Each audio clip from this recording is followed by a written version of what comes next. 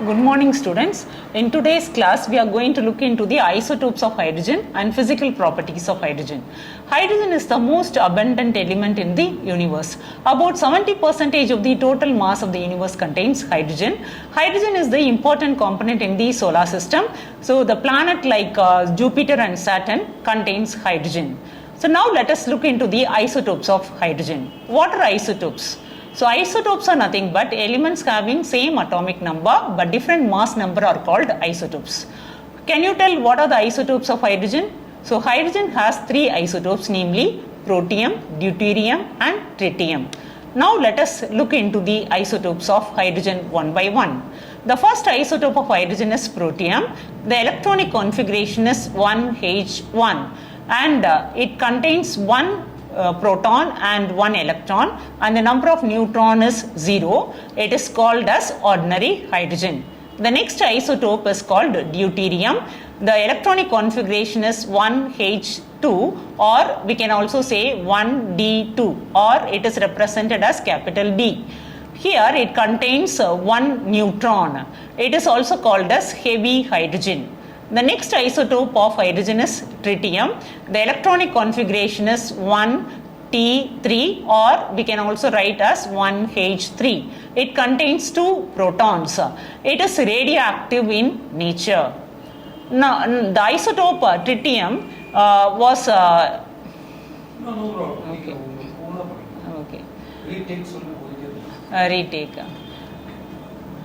The scientist Urey got the Nobel Prize for discovering the isotope deuterium. The predominant form of hydrogen is protium. The dihydrogen contains 0.0156% of deuterium in the form of HD, and the tritium is a radioactive isotope, and the half-life of the tritium is 12.23 years, and it emits beta particles during the disintegration. The tritium concentration is about 1 atom per 10 power 18 atoms of protium. So when deuterium undergoes disintegration, it produces 2He3 plus beta particles. So beta particles are nothing but it is an electron. Now we will see some of the important facts about the isotopes. So isotopes, they have the same electronic configuration, so they have the same chemical properties.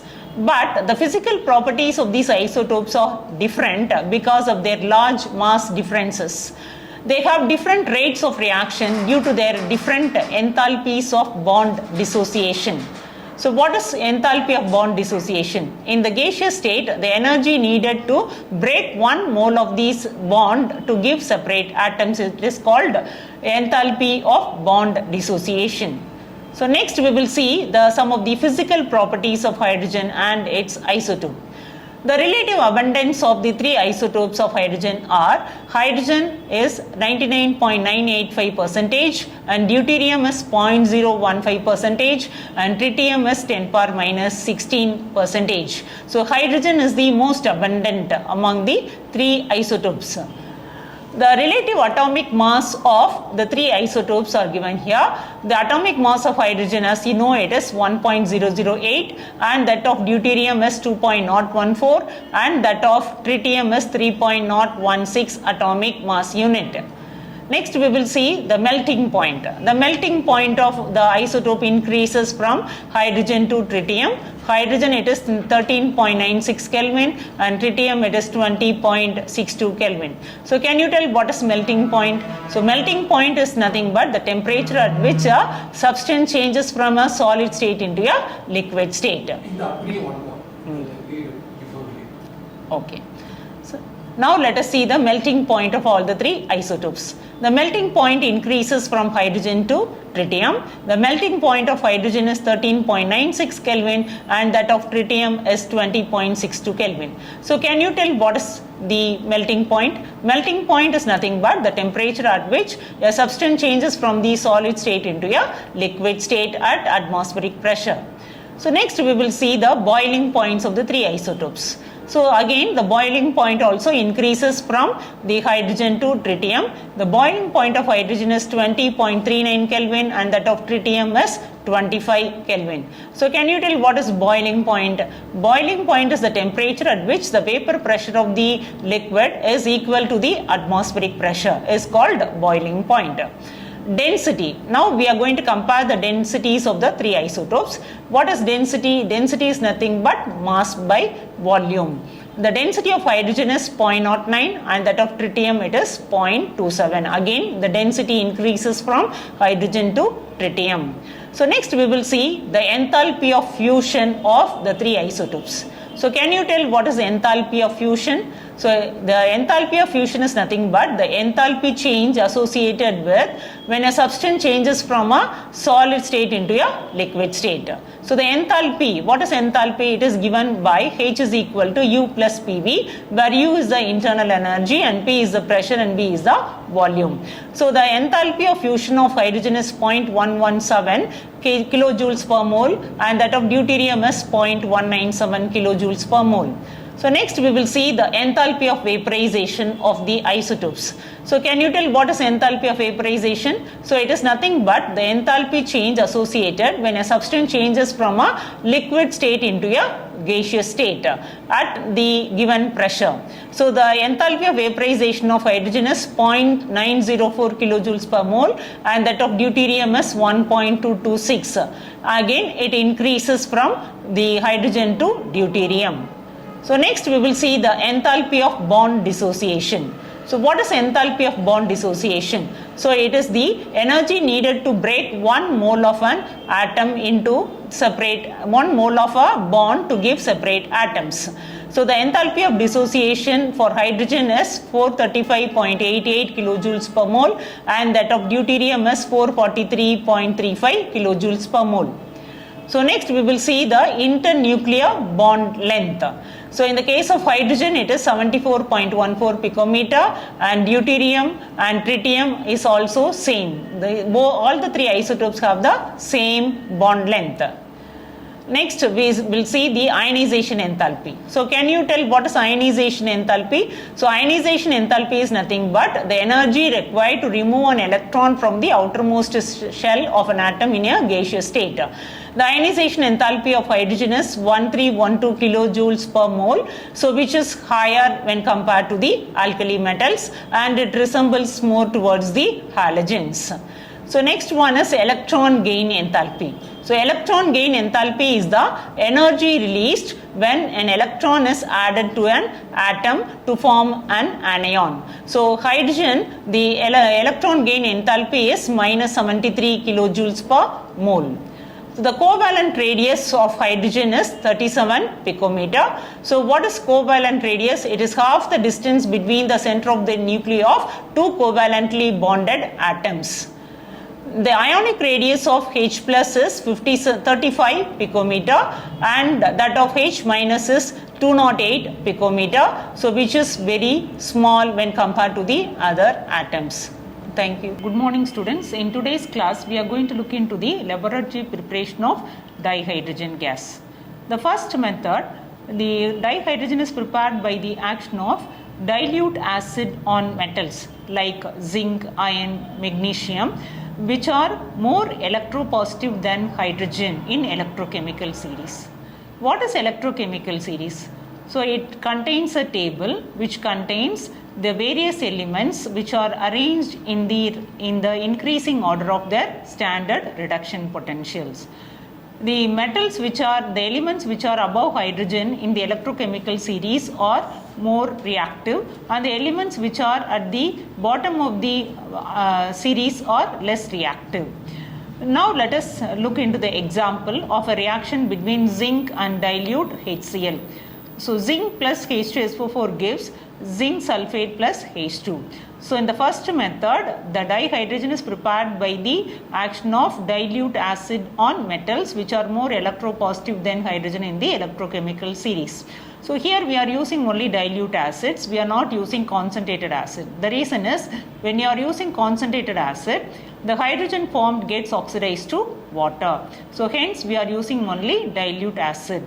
It can also be prepared by the reaction of zinc with aqueous alkali. So Zn plus 2 NaOH gives Na2ZnO2 plus H2. So here Na2ZnO2, it is called sodium zincate.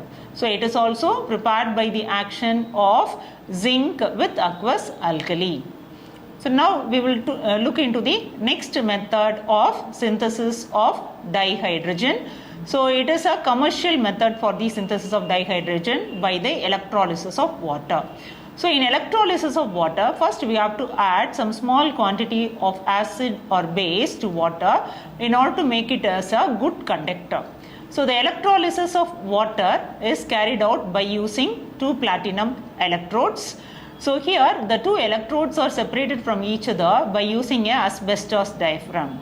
So now on the when current is passed through water, so water gets decomposed into oxygen and hydrogen gas. So at anode, the electrolysis of water, so hydrogen gas is collected at the cathode and oxygen gas is collected at the anode. So the reaction can be written as 2H2O on electrolysis gives 2H2 gas plus oxygen gas. So this is the method, commercial method of producing hydrogen by electrolysis of water.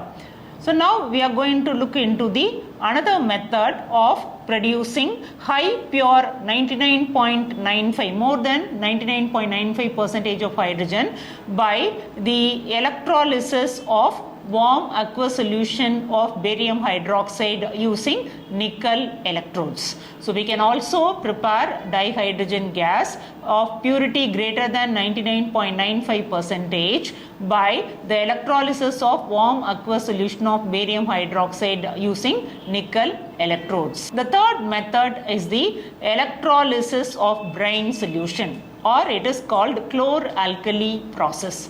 So what is chlor-alkali process? It is the process of producing chlorine gas and sodium hydroxide using the electrolysis of sodium chloride NaCl brine solution. So it is an industrial process for the electrolysis of sodium chloride.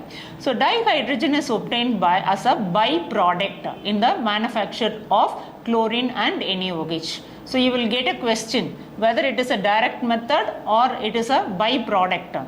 So here dihydrogen is obtained as a byproduct in the manufacture of sodium hydroxide and chlorine. So now we will look into the reactions that is taking place. So at anode, so you know that at anode oxidation takes place. What is oxidation? Oxidation is nothing but it is the loss of electron. So here we are doing the electrolysis of sodium chloride solution. The chloride ions, it moves towards the anode. So anions move towards the anode. So 2Cl minus ion, it loses an electron and it becomes chlorine gas. So 2Cl minus gives Cl2 gas plus 2 electron. So chlorine gas is liberated at the anode. Now the reaction at the cathode. Cathode, you know that the reduction reaction takes place. Reduction is nothing but it is a gain of electron.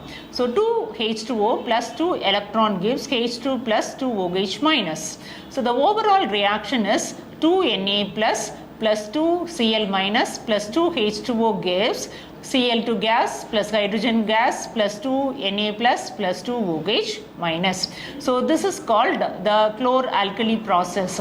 Here hydrogen is produced as a byproduct. Next we will go into the next method of producing hydrogen. So here we are going to prepare hydrogen gas by the reaction of steam on hydrocarbons at high temperature in the presence of catalysts like nickel. So now we will see the reaction. CnH2n plus 2 plus NH2O in the presence of nickel as catalyst at 1270 Kelvin, it produces hydrogen gas, 3n plus 1 hydrogen gas plus n molecules of carbon monoxide. So we can look into this with an example. Methane, CH4 plus H2O gas at 1270 Kelvin in the presence of nickel catalyst, it produces carbon monoxide plus 3 hydrogen gas. So now we will see the reaction of steam on coke. the gases carbon monoxide and hydrogen, it is called as water gas. Can you tell what is water gas? Water gas is nothing but it is a mixture of carbon monoxide and hydrogen. It is also called as syngas or synthesis gas. Why it is called as syngas? Because it is used for the synthesis of many compounds like methanol and a large number of hydrocarbons. It is produced from sewage, sawdust, scrap wool and newspaper, etc. Next we will see the coal gasification or Bosch reaction. The process of producing syngas from coal is called coal gasification. So what is coal gasification? The process of producing syngas. Syngas is nothing but water gas from coal. It is called coal gasification. So carbon plus H2O, 1270 Kelvin, it produces carbon monoxide and hydrogen. So which is called coal gasification or Bosch process. Next we will see water gas shift reaction. What is water gas shift reaction? The production of dihydrogen can be increased further by the reaction of carbon monoxide formed in the syngas with steam in the presence of iron chromate catalyst. Here what we are going to do is we are going to increase the production of hydrogen gas. How we are going to achieve this? We are going to use the carbon monoxide which is produced in the syngas and it is treated with steam in the presence of iron chromate catalyst. So CO plus H2O, it gives CO2 plus H2. Here the catalyst used is iron chromate. Thank you. Good morning students. So far we have studied about the synthesis of hydrogen gas in the laboratory. So now we are going to look into the physical properties of hydrogen gas. As you know that hydrogen is a colorless, odorless, tasteless, non-metallic diatomic gas and highly combustible. What is combustible? So it burns easily in the presence of oxygen. Here in the hydrogen gas is inert at room temperature. So what is the meaning of inert? So it does not react with many other elements at room temperature. Why is it so? Because the hydrogen-hydrogen bond dissociation energy, so which is 435 to 488 kilojoules, is the highest for a single bond between two atoms of any element and it makes quite unreactive under normal conditions. So hydrogen gas is unreactive under normal conditions due to the hydrogen-hydrogen bond dissociation enthalpy which is very high. So thus atomic hydrogen is produced at high temperature by using electric arc or ultraviolet radiation. So the reactivity of hydrogen gas can be increased at high temperature. So for example, when the temperature is 2000 Kelvin, the reactivity of hydrogen gas is only 0.081%. When the temperature is increased to 5000 Kelvin, it increases to 95.5%. As it contains only one electron in the orbital, so it reacts with many elements by losing either the one electron to form H plus ion, or it gains one electron to form H minus ion, or by sharing the electrons to form a single covalent bond. Now we are going to look into the chemical properties of hydrogen gas. So the hydrogen gas reacts with halogen to form hydrogen halide. So the reaction can be written as H2 plus X2 gives 2HX. Here X represents the halogens like fluorine, chlorine, bromine and iodine. The order of reactivity of halogens are in this order. So fluorine is more reactive than chlorine, which is more reactive than bromine, which is more reactive than iodine. So if you see in this reaction, fluorine, the reaction of hydrogen with fluorine can occur even in dark, but the reaction of hydrogen and iodine requires a catalyst. Next we will see the reaction of hydrogen with oxygen. So hydrogen reacts with oxygen either on heating or in the presence of a catalyst to form water, so which is highly exothermic reaction. So here the delta H value is minus 285.9 kilojoules per mole. So next we are going to see the reaction of dihydrogen with nitrogen gas. So in this reaction it is also known as the Haber's process for the synthesis of ammonia gas. So here hydrogen and nitrogen reacts in the presence of a catalyst to form ammonia gas. So 3H2 plus N2 gives 2NH3 in the presence of iron as a catalyst. The temperature is 725 Kelvin and the pressure is 200 atmosphere. So it is an exothermic process and the value of delta H is minus 92.6 kilojoules per mole. Now we are going to look into the reaction of hydrogen with metals. Hydrogen, it reacts with highly electropositive metals like sodium, potassium and calcium to form salt-like metal hydrides. The reaction can be written as H2 plus 2M gives 2MH, where M is the alkali metal, and the reaction with alkaline earth metal can be written as H2 plus M gives MH2. Here M is the alkaline earth metal. Next we are going to look into the reaction of hydrogen with metal ions and metal oxides. It reduces some of the metal ions in aqueous solution and some metal oxides into their corresponding metals. So now we will look into the example. Hydrogen gas plus palladium ion, Pd2 plus ion. The palladium ion gets reduced to palladium metal and 2H plus ions is formed. And Y molecules of hydrogen gas reacts with the metal oxide MXOY to give X molecules of metal plus Y molecules of water. Here the metal oxide gets reduced into the corresponding metal. Next, we are going to see the reaction of hydrogen with organic compounds. Hydrogen reacts with many organic compounds in the presence of catalyst, giving hydrogenated products. Now, we are going to look into the reaction of hydrogenation of vegetable oils. Vegetable oils are nothing but they are unsaturated hydrocarbons. So when it is treated with hydrogen in the presence of nickel, so it forms a saturated hydrocarbon. So this method is used for the synthesis of vanaspati fat. So now we are going to look into the example, ethylene. You know ethylene, what is the formula? CH2 double bond CH2 plus H2 in the presence of nickel as a catalyst is converted into ethane. What is the formula for ethane? CH3 single bond CH3. So this is called hydrogenation of vegetable oil, which is very much useful for the synthesis of vanaspati. So next reaction, it is called hydroformylation reaction of olefins.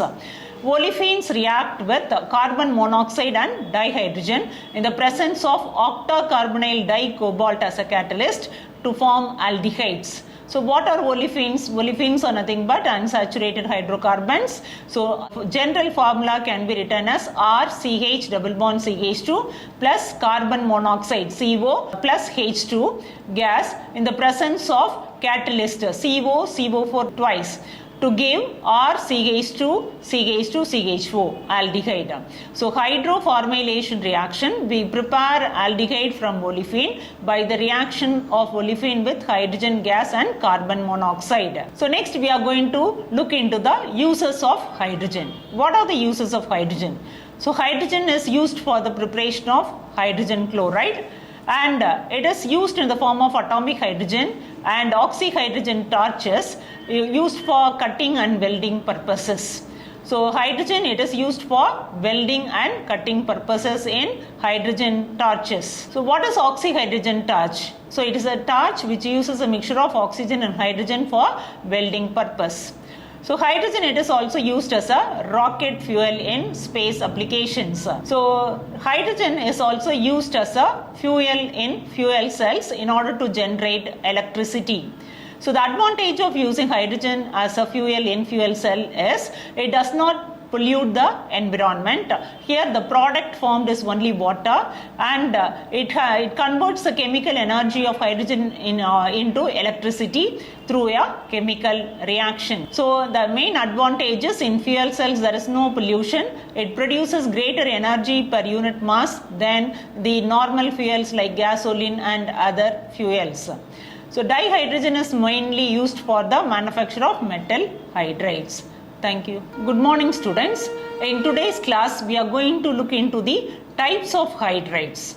So hydrides are formed by the reaction of dihydrogen with almost all elements except noble gases to form hydrides of general formula EHX or EMHN.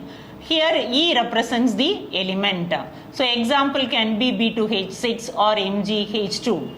The hydrates are classified into three types. The first type, it is called ionic or saline or salt-like hydride. The second type, it is called covalent or molecular hydride. The third type, it is called metallic or non-stoichiometric hydrides. So now we are going to look into the first type, ionic or saline hydrides. These hydrides are formed with most of the S block elements which are highly electropositive in character. So in this case, the elements like lithium, beryllium and magnesium, except these, most of the S block elements, they form this saline hydrides. The lighter metal hydrides like lithium hydride or beryllium hydride and magnesium hydride are covalent in nature. In fact, beryllium hydride and magnesium hydride are polymeric in nature. Now we will look into the physical properties of this ionic or saline hydrides. The ionic hydrides are crystalline, non-volatile, non-conducting in solid state. But in molten state, they conduct electricity. Now we are going to look into the chemical properties of saline hydrides. On electrolysis, they liberate hydrogen gas at the anode, which indicates the presence of hydride ion, H- ion. At anode, oxidation reaction occurs. The hydride ion loses the electron and it gets converted into hydrogen gas. So 2H- it gives H2 gas plus 2 electron. The saline hydrides react violently with water, producing dihydrogen gas. Sodium hydride plus H2O gives NaOH plus hydrogen gas. Now we are going to look into the reaction of lithium hydride. The lithium hydride is unreactive at moderate temperature, but it is used in the synthesis of other hydrides. So for example, it is used for the synthesis of lithium aluminum hydride and lithium borohydride. Now we will look into the reaction. 8 molecules of lithium hydride, it reacts with Al2Cl6 to give 2 molecules of lithium aluminum hydride, 2 LiAlH4 plus 6 LiCl.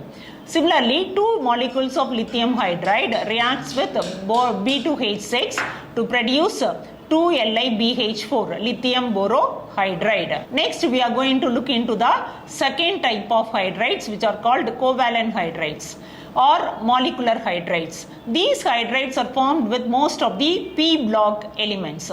The examples are methane, CH4, ammonia, N-3, water, HF, etc. So these are all called covalent hydrides or molecular hydrides. Now we will look into the physical properties of covalent hydrides. They are volatile in nature. They form covalent compounds. The covalent hydrides are classified into 3 types based on the number of electrons present in it. They are classified into electron deficient hydrides, electron precise hydrides and electron rich hydrides. The first type called as electron deficient hydrides. On the basis of the number of electrons and bonds present in the Lewis structure, the molecular hydrides are classified into 3 types. The first type what we are going to see is electron deficient hydride. These hydrides, they do not have sufficient number of electrons to form the required covalent bond. So they exist in polymeric form. So what are the examples? Examples are B2H6, B4H10. Good morning students. In today's class, we are going to study about water, its occurrence and important physical properties. So water is an essential element in everyone's life. 71% of Earth's surface is made up of water and most of the plants, they contain high percentage of water. For example, in tomato, 97% of water is present. Lemon, watermelon, carrot, papaya, everything has high percentage of water. So water is a universal solvent. So now we are going to look into the sources of water. Mainly water is present in ocean in 97.33%. So if you see that only 2.4% is fresh water. And in that, polar ice caps and glaciers contains 2.04% of water. So the percentage of groundwater is 0.61%. So from this, it is very clear that the water available for drinking purpose is very, very less. So now we are going to look into the physical properties of water. So water is a colorless, tasteless liquid. So the unusual property of water is due to the presence of extensive hydrogen bond in the liquid and solid state. What is hydrogen bonding? So hydrogen bond is present when a molecule is having a dipole. So what is dipole? It is the presence of the separation of charges between the atoms. For example, in water, so oxygen is having high electronegative atom, so it attracts the shared pair of electron towards itself. So oxygen gets a partial negative sign and hydrogen gets a partial positive sign, and there is a hydrogen bond is formed between the molecules of water. So due to extensive hydrogen bonding, water has high freezing point, high boiling point, high heat of vaporization when compared to hydrogen sulfide and hydrogen selenide. The high heat of vaporization and heat capacity of water are responsible for the maintenance of the body temperature and the moderation of climate.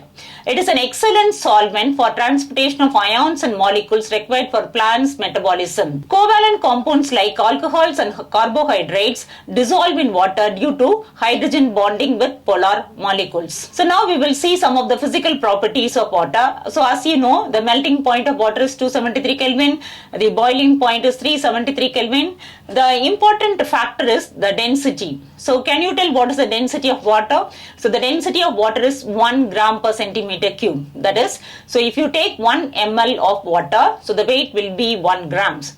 And the density is maximum at 4 degrees. So water is having a maximum density at 4 degrees. Now we are going to look into the structure of water. So water is having a bent shape. So it is a bent molecule with a bond angle of 104.5 degrees and the OH bond length of 95.7 picometer. So it is a highly polar molecule. Its orbital overlap picture is also shown in the figure. The structure of water, so we can see there is an presence of hydrogen bonding. So what is a hydrogen bonding? It is an electromagnetic attractive interaction between the polar molecules in which hydrogen is bonded to a highly electronegative atom like nitrogen, oxygen or fluorine. Now we will look into the structure of ice. So in the case of water, we see that there is a hydrogen bonding is present. So the hydrogen bonding, it is stronger than the van der Waals interaction but weaker than the covalent or ionic bond. In liquid phase, water molecules are linked with hydrogen bonding. That's why water is having high boiling point compared to other group 16 hydrides. Now we are going to look into the structure of ice.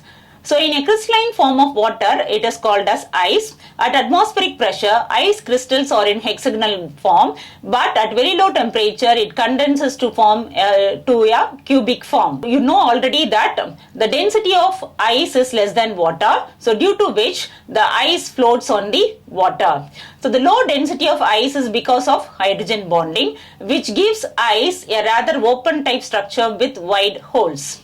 So in winter season, the ice formed on the surface of the lake provide thermal insulation. If you look into the structure of ice by X-ray diffraction pattern, it shows that each oxygen atom is tetrahedrally surrounded by 4 oxygen atom at a distance of 276 pm. So ice is having a highly ordered 3-dimensional structure. So now we are going to look into the chemical properties of water. So the first property is the amphoteric nature of water. So what is amphoteric? So a substance can behave both as an acid as well as a base. So water has the ability to act as an acid as well as a base. So in Bronsted sense, it acts as an acid with ammonia and it acts as a base with H2S. So what is Bronsted acid? So Bronsted acid is nothing but a substance which can donate a proton. So that is called Bronsted acid. So what is a Bronsted base? A substance which can accept a molecule or ion which can accept a proton is called Bronsted base. So now we will look into the reaction between water and ammonia. So in here the water is acting as a Bronsted acid, that is it is able to donate a proton. So now H2O plus NH3 gives OH minus plus NH4 plus. So now the water loses the H plus ion and it becomes OH minus ion, and ammonia gains the H plus ion and it becomes NH4 plus. Now we are going to see the reaction between water and H2S. So in this case, water is acting as a Bronsted base. So what is Bronsted base? It accepts a proton. So it accepts a proton from H2S. So now the reaction becomes H2O plus H2S gives H3O plus HS minus. So H2S loses a proton and water gains a proton. So this is called amphoteric nature. So it can act both as an acid as well as a base. Now water also undergoes autoprotolysis, that is self-ionization of water takes place. So one molecule of water is acting as an acid, another molecule of water is acting as a base. So now we can look into the reaction. H2O plus H2O gives H3O plus OH minus. So now OH minus is called as a conjugate base of the acid. So now we are going to look into the reaction of water with metal. So when water reacts with active metals, dihydrogen is produced. This reaction is highly exothermic. So in case of alkali and alkaline earth metals. So now we are going to see the example of the reaction between water and alkali metal. 2H2O plus 2Na gives 2NaOH plus H2 and 2H2O plus Ca gives CaOH twice plus H2. So thus water is a greater source of hydrogen. So next we are going to see the reaction when water is oxidized to oxygen during photosynthesis. So you know that photosynthesis is a well-known equation where the 6CO2 plus 12H2O gives C6H12O6 glucose plus 6 oxygen plus 6 H2O. So in this case, water is oxidized to oxygen. So again, water also gets oxidized to oxygen when it reacts with fluorine. So 2F2 plus 2H2O gives 4H plus 4F minus plus O2. Now we are going to concentrate on the hydrolysis reaction. So as water is having a high dielectric constant, it possesses a very strong hydrating tendency. So it dissolves many ionic as well as covalent compounds. Now we are going to look into the examples. So P4O10 plus 6H2O gives 4H3PO4, which is a phosphoric acid. So it is a covalent compound. So now we will look into the example for a ionic compound Na3N, sodium nitride, plus 3H2O gives ammonia gas plus 3NaOH. So it is a ionic compound. Sodium nitride is a ionic compound. Now we are going to see the hydrate formation. So many ionic compounds crystallizes from aqueous solution with one or more water molecules associated with them. So this kind of combination occurs in three ways. In the first case, the water is present as coordinated water. That is, water is present in the coordination sphere. For example, in CrH2O6 3 plus 3Cl minus. So here water is present inside the coordination sphere. The second type is interstitial water. So the example is BaCl2.2H2O. So here water occupies the interstitial site present in the crystal lattice. So the third type is hydrogen bonded water, so which is found in copper sulfate .5H2O, CuSO4.5H2O. So in this, how the water is existing here is, it actually exists as CuH2O4 2 plus SO4 2 minus .H2O. So 4 water molecules are present inside the coordination sphere and only one water molecule is present outside the coordination sphere. So only this water molecule which is outside the coordination sphere is involved in hydrogen bond formation. Now we are going to see into the classification of water. So we know that rainwater is the purest form of water. It dissolves many salts when it flows on the surface of the earth. So many salts gets dissolved in water. For example, calcium and magnesium salts gets dissolved in water. So it is a very good solvent. So now we are going to look into the types of water. So water is classified into two types, hard water and soft water. What is a hard water?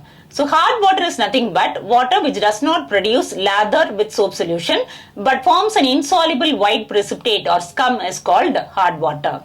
So what is scum? Scum is nothing but it is a white precipitate. So why the water is hard? What is the reason for the hardness of water? So the hardness of water is due to the presence of dissolved salts of calcium and magnesium. So in particular, the salts like the bicarbonates, chlorides and sulfates of calcium and magnesium are responsible for the hardness of water. So what is the disadvantage of this hard water? So the hard water does not give lather with soap, so it leads to wastage of soap. It is not used for laundry and it is not suitable for boilers. So when we are using hard water in boiler, so it produces a very hard deposit called scale. So we cannot use this hard water in boilers. So now we are going to look into the soft water. So what is soft water? Water which produce lather easily with soap solution is called soft water. So it is suitable for laundry and we can use this soft water in boilers. Why is hot water not suitable for laundry? Now we can see this with an reaction with soap. So what is soap? Soap is nothing but it is a sodium salt of long molecular weight acid. So for example, if you take stearic acid, so what is the formula for stearic acid? C17H35COOH. So the sodium soap is nothing but sodium stearate, so which is C17H35COONA. So now we are going to see the reaction between soap and hard water. So now the hard water is treated with soap. So 2C17H35COONA plus CaCl2. So CaCl2 is the hardness causing salt present in hard water. So now the reaction becomes C17H35COO twice Ca plus 2NaCl. So here the calcium stearate is a insoluble white precipitate. So due to the formation of this insoluble white precipitate, we are not able to get foam. So water is not suitable for boilers because it produces a hard deposit of scale. So now we are going to look into the hardness of water. So what is hardness of water? So hardness of water is nothing but it is a characteristic property of water which does not produce lather with soap. So the hardness of water is classified into two types, temporary hardness and permanent hardness. So now we will see what is temporary hardness. So temporary hardness is nothing but it is due to the presence of the hydrogen carbonate of calcium and magnesium. So it is mainly due to the calcium bicarbonate and magnesium bicarbonate. So when the temporary hardness, now the temporary hardness can be removed by two methods. The first method, it is called boiling. So when you are boiling the hard water, the temporary hardness causing salts are converted into the insoluble precipitates. For example, the calcium bicarbonate, when water gets boiled, is converted into the insoluble precipitate of calcium carbonate, and magnesium bicarbonate is converted into a precipitate of magnesium hydroxide. Now we can remove this precipitate by filtration, then the temporary hardness of water can be removed. So now we can look into the reaction. So CaHCO3 twice on heating is converted into CaCO3 precipitate plus CO2 plus H2O. So while on heating, the magnesium bicarbonate MgHCO3 twice decomposed to give MgOH twice plus H2O plus CO2. So here we are getting only magnesium hydroxide as the insoluble precipitate and we are not getting magnesium carbonate.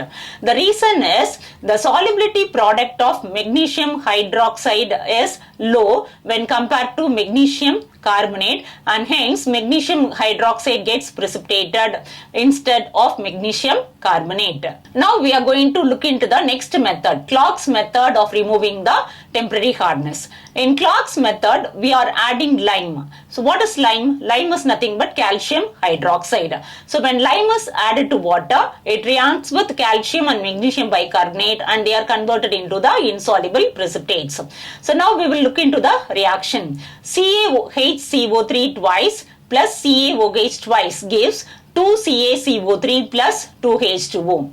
When it is treated with magnesium bicarbonate, MgHCO3 twice plus 2CaOH twice gives MgOH twice plus CaCO3 plus 2H2O.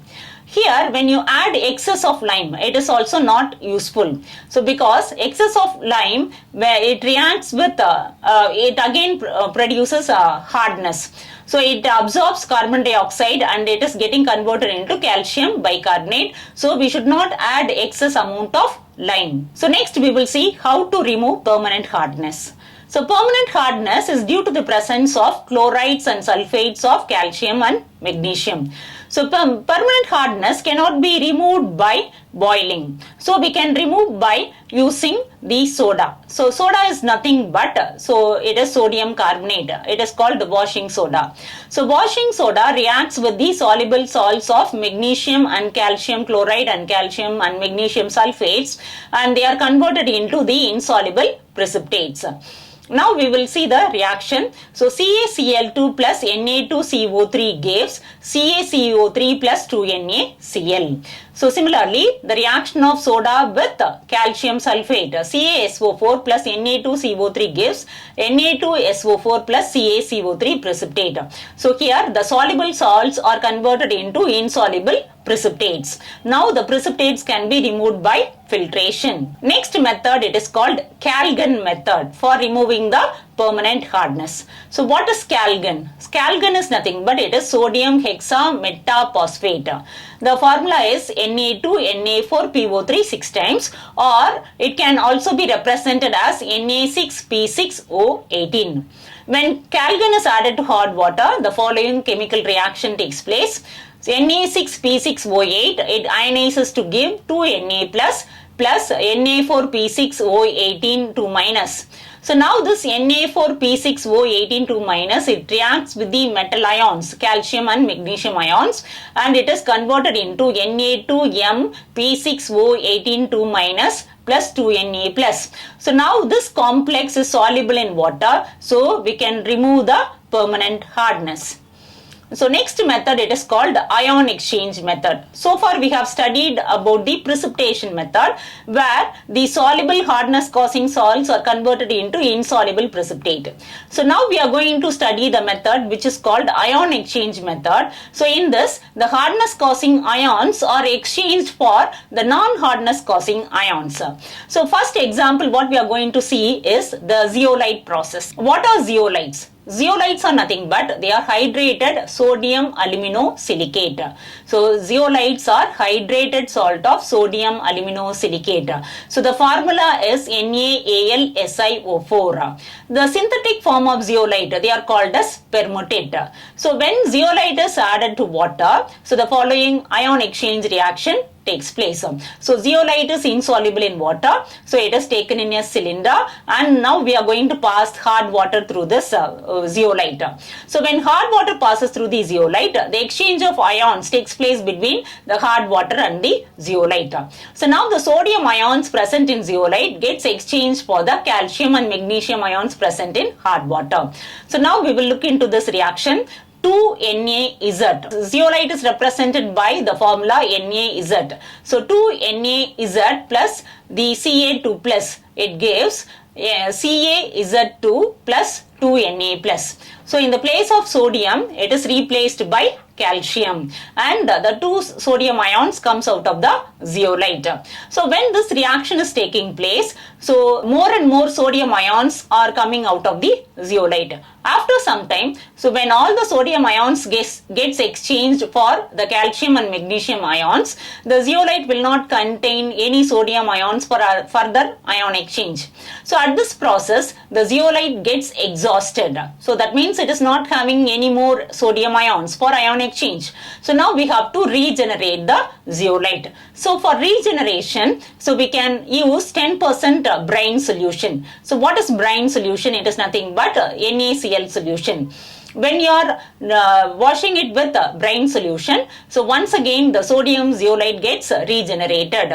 So the reaction can be seen as MZ2 plus 2NaCl gives 2NaZ plus MCl2. So now the zeolite gets regenerated. Once again it can be used for water softening.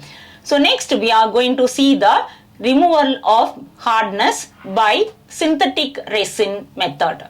So here we are going to use synthetic resins. What are resins? Resins are nothing but they are polymers. So here the polymer what we are going to use is a cross-linked polymer. So the resins are high molecular weight cross-linked organic polymers which are insoluble in water and having microporous structure. So the ion exchange properties of the resin are mainly due to the presence of functional groups present in the polymer. So based on the functional groups present in the polymer chain, the ion exchange resins are classified into two types: cation exchange resins and anion exchange resins. What are cation exchange resins? The cation exchange resins, they contain the acidic functional groups like COOH group or SO3H group in their organic molecule. So an anion exchange resin contains the basic functional groups like NH2 or OH minus, etc. So now we are going to see the cation exchange resin, the reaction of a cation exchange resin. So here the water is passed through the cation exchange column. So all the cations present in the hard water gets exchanged for the H plus ion present in the resin. So 2RH plus M2 plus gives MR2 plus 2H plus. So in the case of anion exchange resin, so now the water coming out of the cation exchange resin is allowed to pass through the anion exchange resin. So now the anion exchange resin is represented as RNH3 plus OH minus. So now when all the anions pass through the anion exchange column, there is an exchange of anions takes place.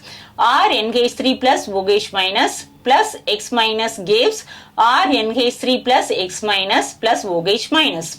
So now the water coming out of the anion exchange resin contains only H plus and OH minus ion, which combines with each other to form water, so which is called deionized water or demineralized water, because it is free from all the ions present in water, not only the hardness causing ions but all types of ions present in water is removed.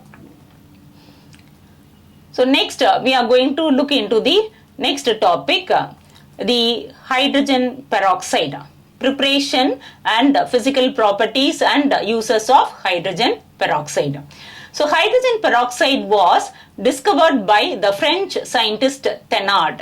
So now we are going to look into the synthesis of hydrogen peroxide. Hydrogen peroxide is synthesized by the following three methods. In the first method is the laboratory preparation.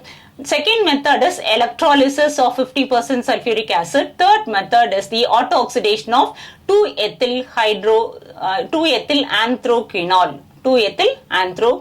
The first method is the laboratory preparation of hydrogen peroxide from barium peroxide. So first we are going to take the hydrated barium peroxide solution, which is acidified. So we are taking acidified hydrated barium peroxide solution, and we are going to remove the excess water that is produced by evaporation under reduced pressure. Now we will see the reaction BaO2.8H2O plus H2SO4 gives BaSO4 plus H2O2 plus 8H2O. So here we are using hydrated barium peroxide and it is acidified. So it produces hydrogen peroxide and water is produced. The excess water is removed by evaporation under reduced pressure. So once again I will repeat the reaction. BaO2.8H2O plus H2SO4 gives BaSO4 plus H2O2 plus 8 molecules of water. The second method is the electrolysis of 50% sulfuric acid. So when sulfuric acid undergo electrolysis, it produces peroxodisulfuric acid at the anode. So sulfuric acid, when it undergoes electrolysis, it produces peroxodisulfuric acid at the anode. So the reaction can be written as 2HSO4 minus gives H2S2O8 plus 2 electron. The peroxodisulfuric acid undergo hydrolysis and produces hydrogen peroxide. So the reaction is H2S2O8 plus 2H2O gives 2H2SO4 plus H2O2. So here the hydrogen peroxide produced is only 30%. So hydrolysis occurs and the distillate contains only 30% of hydrogen peroxide. So now K2S2O8 is used for the laboratory preparation of D2O2. So the reaction can be written as K2S2O8 plus 2D2O. So D2O is nothing but heavy water. So it produces 2KDSO4 plus D2O2. So the third method is the auto-oxidation of 2-ethyl anthraquinol. So it is an industrial production of hydrogen peroxide and it is prepared by the auto-oxidation of 2-ethyl anthraquinol. So 2-ethyl anthraquinol undergo oxidation and it is converted into 2-ethyl anthraquinone plus hydrogen peroxide is produced. So in this method only 1% of hydrogen peroxide is formed. So it is extracted with water and concentrated to 30% by mass by distillation under reduced pressure. So it can be further concentrated to 85% by careful distillation under reduced pressure. So the remaining water can be removed by further freezing to obtain pure hydrogen peroxide. Now we are going to study the physical properties of hydrogen peroxide. So generally the strength of hydrogen peroxide can be expressed in terms of volume and percentage strength. The aqueous solution of hydrogen peroxide sold in the market are labeled as 10 volume, 20 volume, 30 volume, 100 volume, etc. A 30% solution of hydrogen peroxide is marketed as 100 volume hydrogen peroxide. So what is the meaning of this? That is, if you take 1 ml of this 30% hydrogen peroxide, it will give 100 milliliters of oxygen gas at STP. So one more time I will repeat, a 30% solution of hydrogen peroxide is marketed as 100 volume hydrogen peroxide. The meaning is, if you take 1 ml of this 30% hydrogen peroxide solution, it will give 100 milliliters of oxygen at STP. So now we are going to see the physical properties of hydrogen peroxide. So in pure state, it is almost a colorless pale blue liquid. Hydrogen peroxide is more dense and more viscous than water. Its melting point is 272.4 Kelvin. It is miscible with water in all proportion and forms a hydrate H2O2.H2O. So now we will see some of the physical properties of hydrogen peroxide. Its melting point is 272.4 Kelvin and boiling point is 423 Kelvin. So density is 1.44 gram per centimeter cube. So now we are going to look into the structure of hydrogen peroxide. So hydrogen peroxide is having a open book structure. So hydrogen peroxide has a non-planar structure and contains both polar and non-polar bonds. In gas phase, the dihedral angle in hydrogen peroxide is 111.5.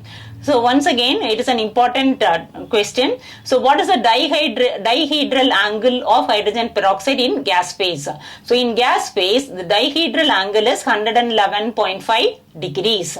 And the distance between the two oxygen atoms is 147.5 picometer and the OH bond length is 95 picometer. Whereas the structure of hydrogen peroxide in solid phase, the dihedral angle is found to be 90.2 degrees. Bond length, OH bond length is 98.8 picometer and the oxygen-oxygen bond length is 145.8 picometer. So now we will see the chemical properties of hydrogen peroxide. It acts as both oxidizing agent as well as reducing agent in both acidic and alkaline medium. It is due to the -1 oxidation state of oxygen in hydrogen peroxide. So in hydrogen peroxide, oxygen is present in -1 oxidation state. When hydrogen peroxide is acting as an oxidizing agent, it changes into water or OH- ion. When hydrogen peroxide acts as reducing agent, it is converted into oxygen. So first we are going to see the oxidizing reaction in acidic medium. So hydrogen peroxide oxidizes black lead sulfide into white lead sulfate. So PbS plus 4H2O2 gives PbSO4 plus 4H2O. Hydrogen peroxide also oxidizes ferrous ion into ferric ion in acidic medium. 2Fe2 plus 2H plus H2O2 gives 2Fe3 plus 2H2O. So this is an example for oxidation reaction of hydrogen peroxide. Now we are going to look into the oxidation reaction of hydrogen peroxide in basic medium. So in basic medium, hydrogen peroxide oxidizes Mn2 plus into Mn4 plus ion. So Mn2 plus H2O2 gives Mn4 plus 2OH minus ion. Hydrogen peroxide also oxidizes Fe2 plus into Fe3 plus ion in basic medium. So 2Fe2 plus H2O2 gives 2Fe3 plus 2OH minus ion. Now we are going to look into the reducing properties of hydrogen peroxide in acidic medium. So hydrogen peroxide reduces the potassium permanganate ion into manganese ion. 2MnO4 minus plus 6H plus 5H2O2 gives 2Mn2 plus 8H2O plus 5O2. Hydrogen peroxide also reduces hypochlorous acid. What is hypochlorous acid? HOCl into hydrochloric acid. HOCl plus H2O2 gives HCl plus H2O plus O2. It also reduces hypobromous acid into HBr. HOBr plus H2O2 gives H2O plus HBr plus O2. So now we are going to look into the reducing properties of hydrogen peroxide in basic medium. So in basic medium, hydrogen peroxide reduces iodine into iodide ion. So I2 plus H2O2 plus 2OH minus gives 2I minus plus 2H2O plus O2. Hydrogen peroxide reduces permanganate ion into manganese dioxide. 2MnO4 minus plus 3H2O2 gives 2MnO2 plus 3O2 plus 2H2O plus 2OH minus ion. Now we are going to look into the properties of hydrogen peroxide. Hydrogen peroxide decomposes slowly in the presence of light. So 2H2O2 gives 2H2O plus O2. So it undergoes decomposition slowly on exposure to light. The above reaction can be catalyzed in the presence of metal surface or traces of alkali present in the glass containers. Therefore, hydrogen peroxide is stored in wax-lined glass or plastic vessels in dark. Here, urea can be added as a stabilizer. So again, it is an important question. So what is used as a stabilizer in the case of hydrogen peroxide? Urea is added as a stabilizer for hydrogen peroxide. So what is a stabilizer? So a stabilizer is a chemical substance which tends to inhibit the reaction between two or more other chemicals. So it is kept away from the dark dust because dust can induce explosive decomposition of the compound. So now we are going to look into the uses of hydrogen peroxide. So hydrogen peroxide, it is used as a bleaching agent. In daily life, it is used as a hair bleach. So it is also used as a mild disinfectant. So it is also used as an antiseptic and it is sold in market as perhydrol. It is employed in the industries as a bleaching agent for textiles, paper pulp, leather, oil, fat, etc. It is used in the manufacture of chemicals like sodium perborate and sodium percarbonate. So which are used in high quality detergents. It is used in the synthesis of many chemicals like hydroquinone, tartaric acid and certain food products and pharmaceuticals. So it is also used in environmental green chemistry. So for example, in pollution control treatment of domestic and industrial effluents, oxidation of cyanides, restoration of aerobic condition to sewage waste, etc. So now we are going to look into the next topic, heavy water. So what is heavy water? So D2O is known as heavy water. So it was discovered by Urey. It is a poisonous substance. The rate of reaction of heavy water is slow due to high bond enthalpy than dihydrogen. On electrolysis of 30 liters of water, it gives only 1 ml of heavy water. So heavy water can be obtained as a byproduct in some fertilizer industries. So the molecular mass of D2O is 20 and the melting point is 276.8 Kelvin. So boiling point is 374.4 Kelvin. So the density is 1.1059 gram per centimeter cube. So now we are going to look into the uses of heavy water. So you might be knowing that heavy water is used as a moderator in nuclear reactors. So what is a moderator? So moderator is a substance which slows down the fast neutron into slow neutrons, which reduces the kinetic energy of the neutron, are called moderators.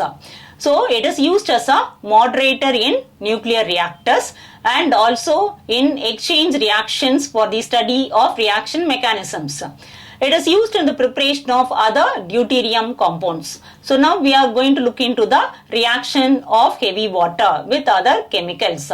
So calcium carbide reacts with heavy water and it is converted into C2D2 plus CaOD twice.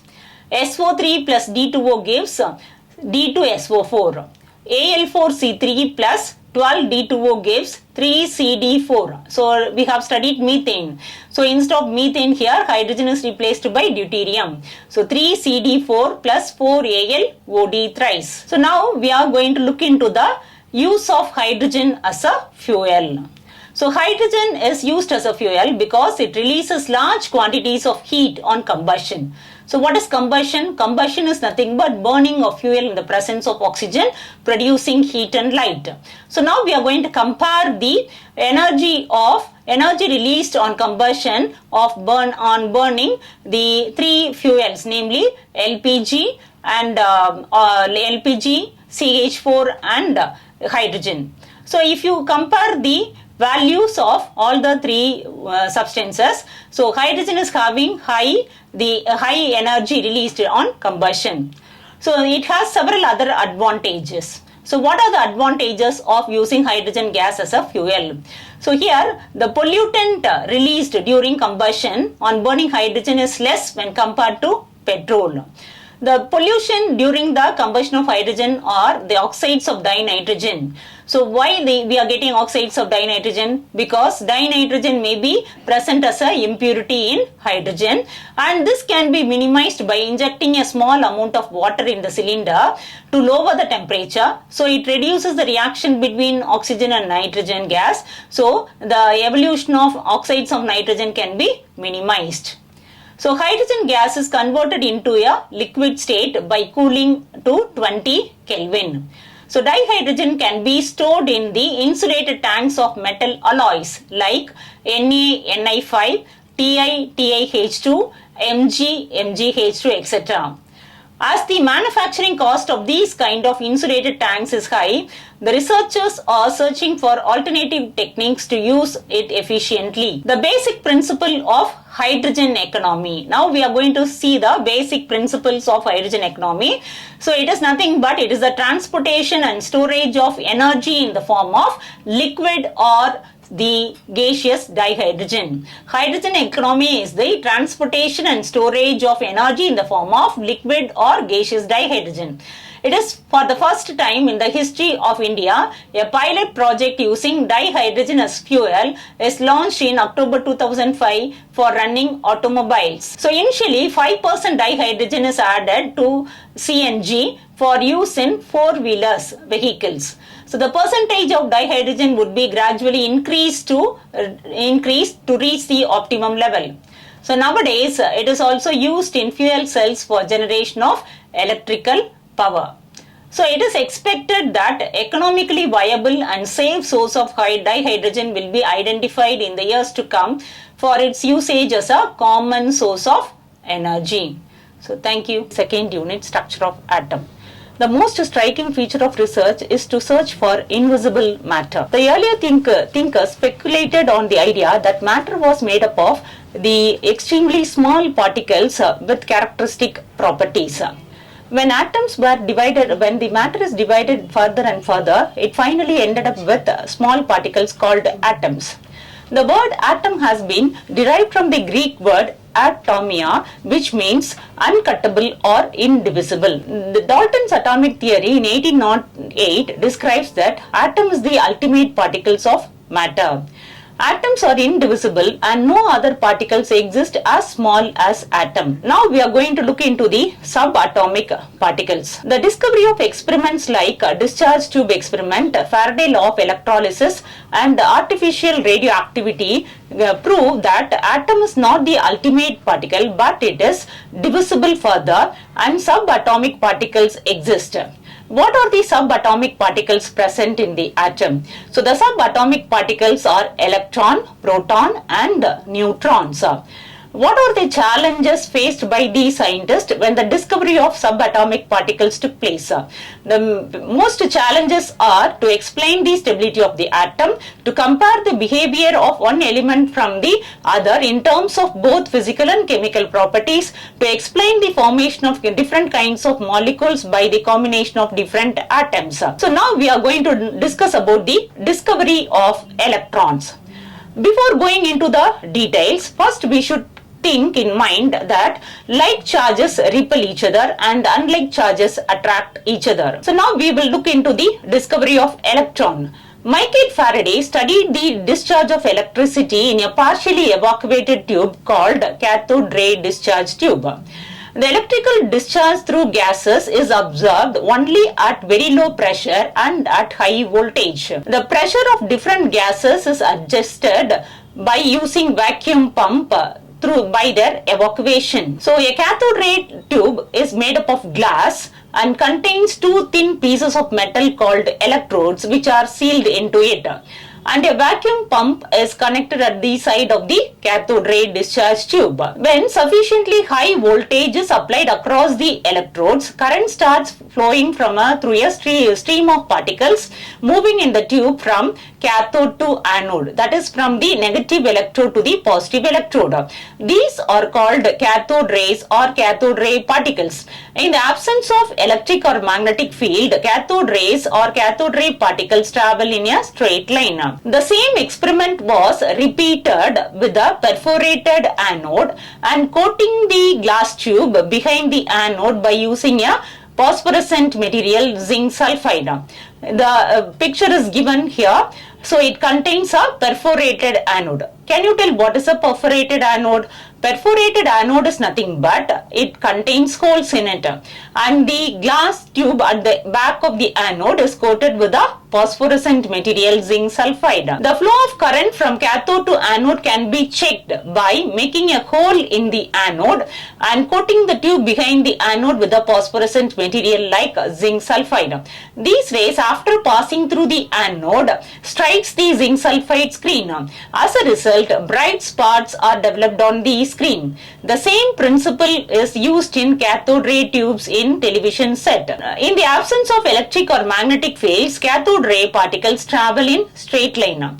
In the presence of electric or magnetic field, the behavior of the cathode rays is similar to that of the behavior of the negatively charged particle called electrons. In other words, we can say cathode rays are nothing but they are electrons. The characteristics of cathode rays, that is electrons, do not depend upon the material of the electrode. So it is not going to depend on the material of the electrode used and the nature of the gas present in the cathode ray tube. The basic constraint of all matter is our atom or electrons. Cathode rays are made up of particles as they rotate a light frictionless paddle wheel. So we can conclude that cathode rays are nothing but they are electrons and they are particles because they rotate the light frictionless paddle wheel. Cathode rays comes out at the surface of the cathode at right angles, and the direction of emission does not depend on the position of the anode.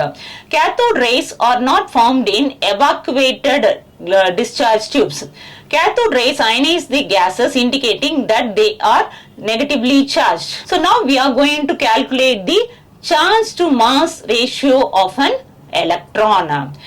How to calculate this charge to mass ratio of an electron? So in 1897, J.J. Thomson carried out the experiment to measure the charge to mass ratio of an electron by using a cathode ray tube and applying electric and magnetic field perpendicular to each other as well as to the path of the electron. So I will repeat, in 1897, J.J. Thomson measured the ratio of electric charge to the mass of the electron by using a cathode ray tube and applying electric and magnetic field perpendicular to each other as well as to the path of the electrons. Now this figure shows the cathode, this figure shows the apparatus. So here it contains the anode and the cathode, and electric and magnetic field is applied perpendicular to each other and perpendicular to the path of the electron. When only electric field is applied, electrons deviate from that path and strike the fluorescent cathode ray tube at point A.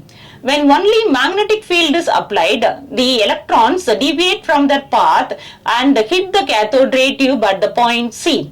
By carefully adjusting the electric and magnetic field, it is possible to make the electron to move in a straight line, that is, they hit the zinc sulfide screen at the point B. The amount of deviation of particles from their path in the presence of electric and or magnetic field depends on the following factors. The first factor is magnitude of the negative charge on the particle.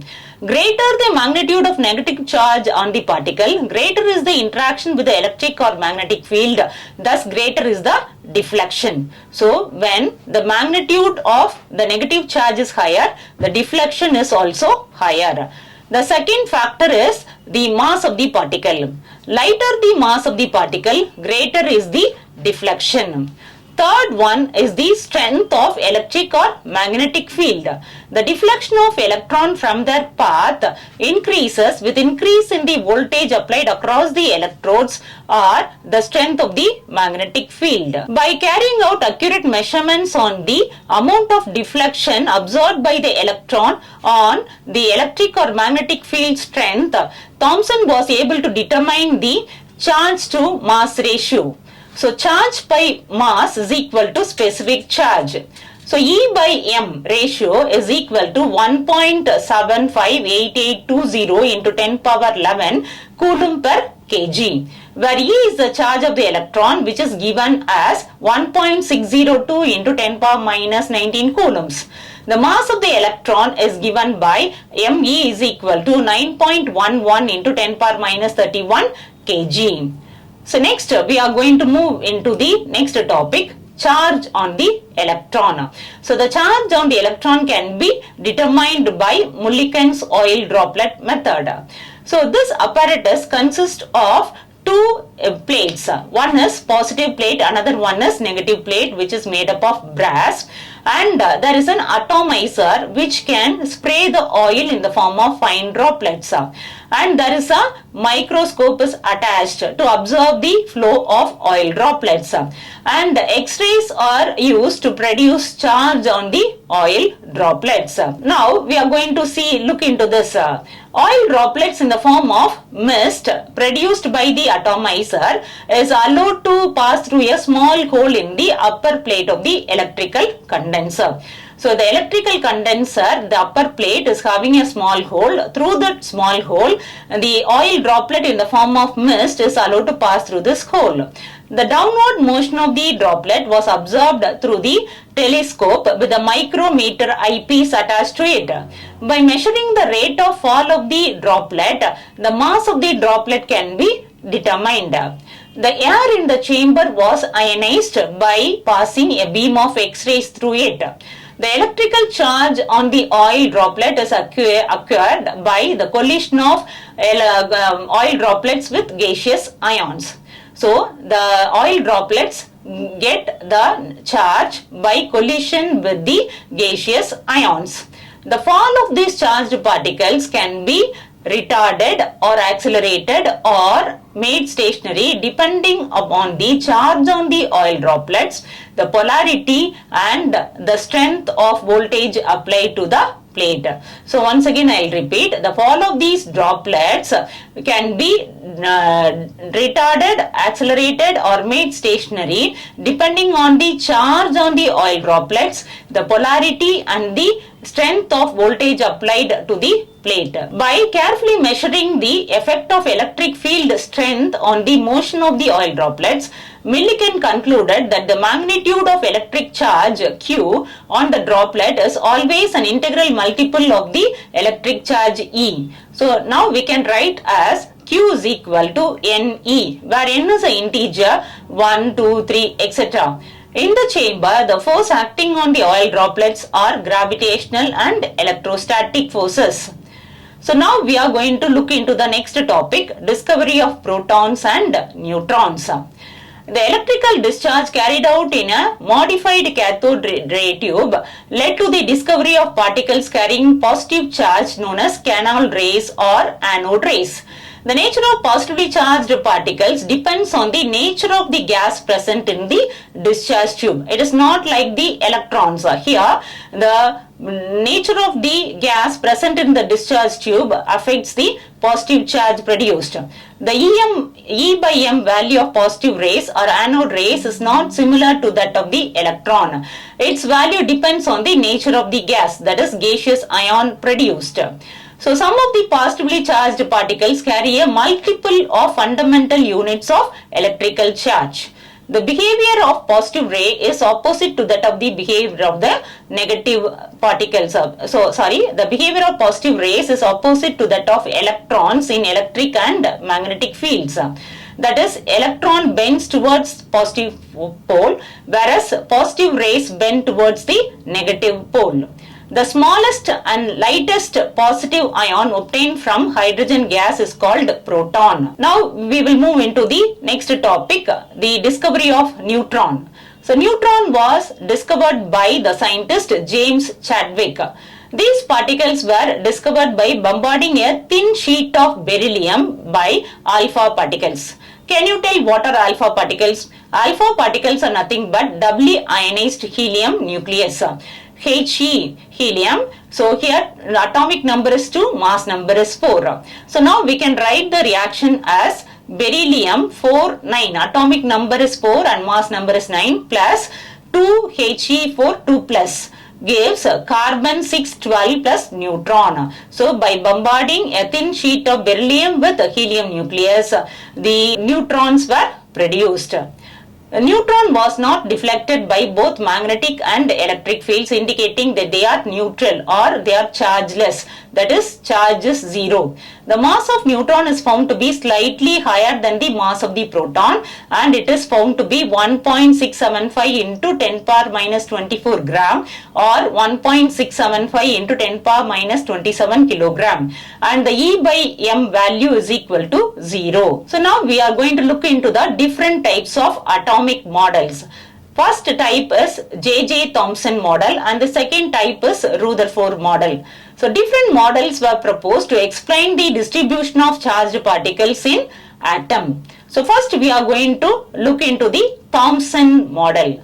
So J.J. Thomson was awarded Nobel Prize for his theoretical and experimental investigation on the conduction of electricity by gases.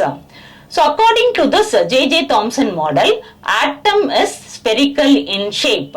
The radius of an atom is approximately 10 power minus 10 meter, that is 1 Armstrong. Positive charge is uniformly distributed throughout the sphere of the atom. Electrons are arranged in such a manner to give most stable electrostatic arrangement. According to this model, so the atom is considered as a sphere and the positive charge is uniformly distributed through the sphere and electrons were embedded into it. So what are the other names given to this J.J. Thomson model? The various other names used are plum pudding model, raisin pudding model and watermelon model. So this can be visualized as a pudding or watermelon of positive charge with plums or seeds embedded in it, which represents the electron. The mass of the atom is assumed to be distributed uniformly throughout the atom. Now let us look into the drawbacks of J.J. Thomson model of an atom. It could not explain the stability of the atom based on the experimental results. So now let us look into the discovery of X-rays. So X-rays were discovered by Rontgen.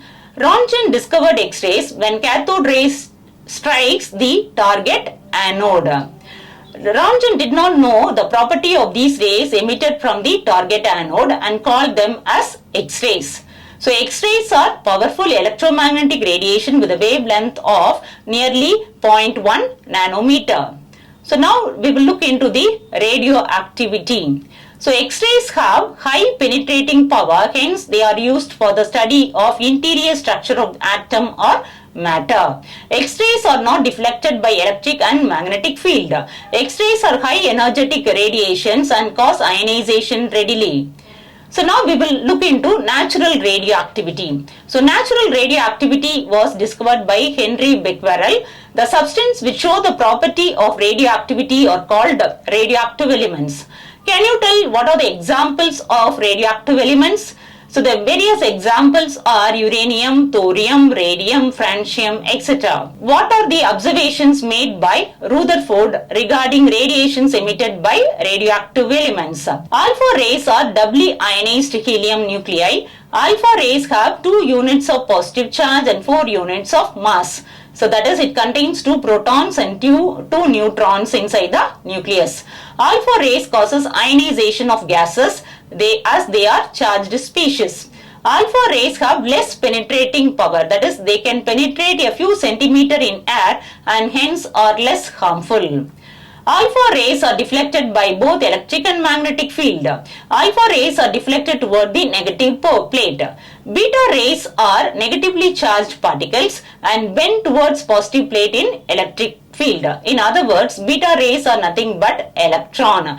Beta rays travel with higher velocities compared to alpha rays. The penetration power of beta rays is 100 times greater than that of alpha rays. Gamma rays are highly energetic radiations with much lower wavelength than X-rays. Hard X-rays have high penetrating power and also called as gamma rays, as they have wavelength similar to gamma rays. Gamma rays have high penetrating power than alpha and beta. Gamma rays are neutral and are a part of the electromagnetic spectrum. The penetrating power of alpha, beta and gamma radiation are given in this manner. So it is in the ratio of 1:100:1000. Gamma rays are most harmful to biological species compared to alpha and beta rays due to high penetrating power and can cause mutation in biological species. Alpha rays, beta rays and gamma rays affect photographic plate, but maximum effect is seen by beta rays because of their highest E/M ratio. So now let us look into the Rutherford model of atom. What are the postulates of this Rutherford model of an atom? Rutherford and his students bombarded a thin gold foil of thickness of about 100 nanometer with alpha particles. A stream of high energy alpha rays were directed to a thin foil of gold metal. The thin gold foil has a circular fluorescent zinc sulfide screen around it. Whenever alpha rays strikes the zinc sulfide screen, it causes glow. So that is, a flash of light falls on the screen. So now this is the diagram which explains the Rutherford model. So here we are having a source of alpha particles, then we are having a lead plate, so then we are having a gold foil and a zinc sulfide fluorescent screen surrounding the gold foil. Observations of alpha ray scattering experiments are: most of the alpha rays pass through the gold foil unaffected. A small fraction of alpha particles were deflected by small angles. Very few alpha particles, 1 in 20,000, are bounced back. The conclusion made from this is most of the space in the atom is empty, as most of the alpha particles pass through the gold foil unaffected. A few alpha particles were deflected indicates that the atom has a high concentration of positive charge in small volume of the atom, which causes repulsion to the incoming alpha particles, causing deflection from their path. The central part of the atom, in which the entire positive charge and the mass is concentrated, is called nucleus. The radius of the atom is found to be very small, that is 10 power minus 10 meter, which is 1 angstrom, and the radius of the nucleus is smaller than the atom, which is 10 power minus 15 meter. So, in other words, the nucleus is at the center of the atom and the electrons are revolving around the nucleus in circular orbits. The postulates of Rutherford nuclear model of an atom or planetary model indicates that positive charge and most of the mass of the atom is densely concentrated in extremely small region. This very small portion of the atom was called as nucleus. The nucleus is surrounded by electrons. Electrons revolve around the nucleus with a very high speed in circular path called orbits. The Rutherford model of an atom resembles the solar model. So in which nucleus play the role of sun and the electrons play the role of planets. Electrons and the nucleus are held together by the electrostatic force of attraction. Now we will look into the drawbacks of Rutherford's atomic model. According to Maxwell, the charged particles when accelerated should emit electromagnetic radiation. Therefore, electron in an orbit will emit radiation. The energy carried by the radiation comes from the electronic motion. But in actual case, the atoms is stable. So here the orbit will thus continue to shrink. So calculation shows that electron takes only 10 power minus 8 seconds to spiral into the nucleus. So thus the stability of the atom could not be explained satisfactorily by the Rutherford atomic model. Another serious drawback of Rutherford's atomic model is how the electrons are arranged around the nucleus and what are the energies of the electrons. Hydrogen spectrum should be a continuous according to Rutherford model, but it is found to be discontinuous. Now we will look into the developments leading to the Bose model of an atom. Results observed from the studies of interaction of radiations with matter have given immense information regarding the structure of atoms and molecules. Niels Bohr utilized these results to improve upon the model proposed by Rutherford. The main points played a major role in the development of Bohr's model of an atom is the dual character of electromagnetic radiation, that is, it behaves both as a wave as well as a particle. Experimental results regarding atomic spectra, which can be explained only by assuming quantized electronic energy levels in the atoms. So now we are going to look into the next topic, atomic number and mass number. So you are familiar with atomic number. So atomic number is nothing but the number of protons inside the nucleus is called atomic number. So atomic number is denoted by the symbol Z. Atom on a whole, you know that it is electrically neutral. That means it contains same number of protons and same number of electrons. So Z represents the atomic number, which is nothing but it represents the number of protons and number of electrons present in an atom. The negatively charged particles called electrons are present outside the nucleus, and it is equal to the number of positively charged particles which are present inside the nucleus. So next we will see what is mass number. Mass number is nothing but the number of protons and number of neutrons present in the nucleus is called mass number. It is denoted by the symbol A. So what is A? So A is the mass number, which is the sum of the atomic number and the number of protons. So it is given by the formula A is equal to Z plus N. So now from this we can calculate the number of proton as N is equal to A minus Z. That is, the number of neutrons is equal to the mass number minus atomic number. So mass number is a whole number. So atomic mass is fractional. Can you tell why it is fractional? It is due to the presence of isotopes. So can you tell what are isotopes? Isotopes are nothing but the elements having the same atomic number but different mass number are called isotopes. Can you tell what are the isotopes of hydrogen? So hydrogen is having three isotopes, namely the protium, deuterium and tritium. The isotopes may differ in physical properties but show similar chemical properties due to the same electronic configuration. So isotopes differ in the number of neutrons present in it. So now we can look into the isotopes of hydrogen. So hydrogen has three isotopes, namely 1H1 or it is called protium or normal hydrogen. The next isotope is 1H2 or 1D2, which is called deuterium or heavy hydrogen. The third isotope is 1H3 or 1T3, which is called tritium or radioactive hydrogen. The normal hydrogen is present to an extent of 99.985%, where the percentage of deuterium is only very less, it is 0.015%. But the percentage of tritium is even very small, it is of the order of 7 into 10 power minus 16%. And the isotope tritium is radioactive. Can you tell what is the half-life time of tritium? It is 12.33 years. Now we are going to look into the number of protons, neutrons and electrons present in the three isotopes. So the first isotope is protium. So 1H1. So can you tell how many protons, neutrons and electrons are present in it? So it contains one proton, one electron, and there is no neutron. So how will you calculate neutron? Mass number minus atomic number. So 1 minus 1 is 0. So in protium there is no neutrons. In deuterium 1D2, it contains one proton and one electron. The number of neutron is 1. And tritium, it contains one proton, one electron, and the number of neutron is 2. So tritium is having the highest number of neutrons in it.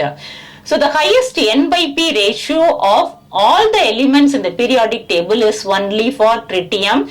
So the ratio is 2. So 2 by 1. Number of neutron is 2, number of proton is 1. So the N by P ratio is higher for tritium, which is 2. So what is hydron? Can you tell what is hydron? Hydron is a general name for a cationic form of atomic hydrogen. So that is H plus is called hydron. The term hydron includes the cations of hydrogen isotopes like H plus, D plus or T plus. So can you tell what are the isotopes of carbon? So carbon is having 3 isotopes, carbon 12, 13 and 14. So can you tell how many neutrons are present in carbon 12, 13 and 14? So in carbon 12, it contains 6 neutrons, carbon 13 contains 7 neutrons and carbon 14 contains 8 neutrons. How will you calculate the number of neutrons? Mass number minus atomic number. So now we can represent now we will see how to represent an element symbolically. Symbolically, an element can be represented as X, and Z represent atomic number and A represent mass number. So it can be written as X, Z, A. X represents the element, Z represents the atomic number, and A represents the mass number, which is in the superscript. So chlorine has 2 isotopes. What are the isotopes of chlorine? Chlorine 35 and chlorine 37. And the number of neutrons in chlorine 35 or 18 and chlorine 37 or 20. So now let us move into the next topic, isobars. What are isobars? So isobars are nothing but atoms of different elements having the same mass number but different atomic number. So here the 2 atoms are different. So they are different elements having same mass number but different atomic number. So the example could be argon 1840 and calcium 2040. So here 40 represents the mass number. So mass number is same for argon and calcium, but atomic number is different. For argon it is 18 and calcium it is 20. So these two are called as isobars. So once again I'll repeat, isobars are nothing but atoms of different elements having the same mass number but different atomic number. So now we are going to look into the next topic, wave nature of electromagnetic radiation. James Maxwell suggested that when electrically charged particle moves under acceleration, the alternating electric and magnetic fields are produced and transmitted. So once again I'll repeat, James Maxwell suggested then when electrically charged particle moves under acceleration, alternating electric and magnetic fields are produced and transmitted. These fields are transmitted in the form of waves called electromagnetic waves or electromagnetic radiation. James Maxwell was the first person to reveal that light waves are associated with oscillating electric and magnetic characters. The electric and magnetic fields produced by oscillating charged particles are perpendicular to each other and are also on the perpendicular to the propagation of the wave. So unlike sound waves and water waves, electromagnetic waves do not require any medium and can move even in vacuum. It is practically observed that when light passes from a lighter medium to a denser medium, that is from air to a prism, the wave with shorter wavelength bends more than the wave with the longer wavelength. So for example, if you consider the visible spectrum, so can you tell what is a visible spectrum? And we know the VIBGR. So violet is the first one and R, red light, is the last one. So the violet light of the visible spectrum bends more than the red light of the visible spectrum. Because because of this, the red light is used in signals as it scatters least among the visible radiation. So this diagram shows the oscillating electrical and magnetic component of electromagnetic radiation. It contains both electrical field component and magnetic field component, which are perpendicular to each other and also perpendicular to the direction of propagation. So next we will see what is a spectrum. Spectrum is nothing but it is a series of wavelength of various color bands of visible region is called spectrum. A series of wavelength of various color bands of visible region is called spectrum, or a series of wavelength of various regions of electromagnetic radiation is called spectrum. A series of wavelength of various regions of electromagnetic radiation is called spectrum. A series of closely packed lines is called a band. So what is a band? A series of closely packed lines, it is called as band. A spectrum of electromagnetic radiation, say visible light, without any gaps. So that is, it is continuous from violet to red. So the wavelength of lights is a continuous from violet to red. It is called continuous spectrum. So example is rainbow. Suppose if any wavelength or color is missing from it, it is called discontinuous spectrum. Is it clear, students? What is continuous spectrum and what is discontinuous spectrum? In a continuous spectrum, there is a overlap of all the colors. So from violet to red. So from violet to red without any gap in the spectrum, it is called continuous spectrum. If any wavelength or color is missing, then it is called as discontinuous spectrum. So now we will see the electromagnetic radiation or electromagnetic spectrum. So electromagnetic spectrum, it consists of several rays which are arranged in their increasing order of wavelength. Starting from gamma rays to radio waves. So the various rays are arranged in this manner. So gamma rays, X-rays, UV rays, visible rays, IR radiation, microwaves, and finally radio waves. So here the gamma rays are having lower wavelength and radio waves are having higher wavelength. So they are arranged in the increasing order of wavelength. So you know that energy and wavelength are inversely proportional. How they are related?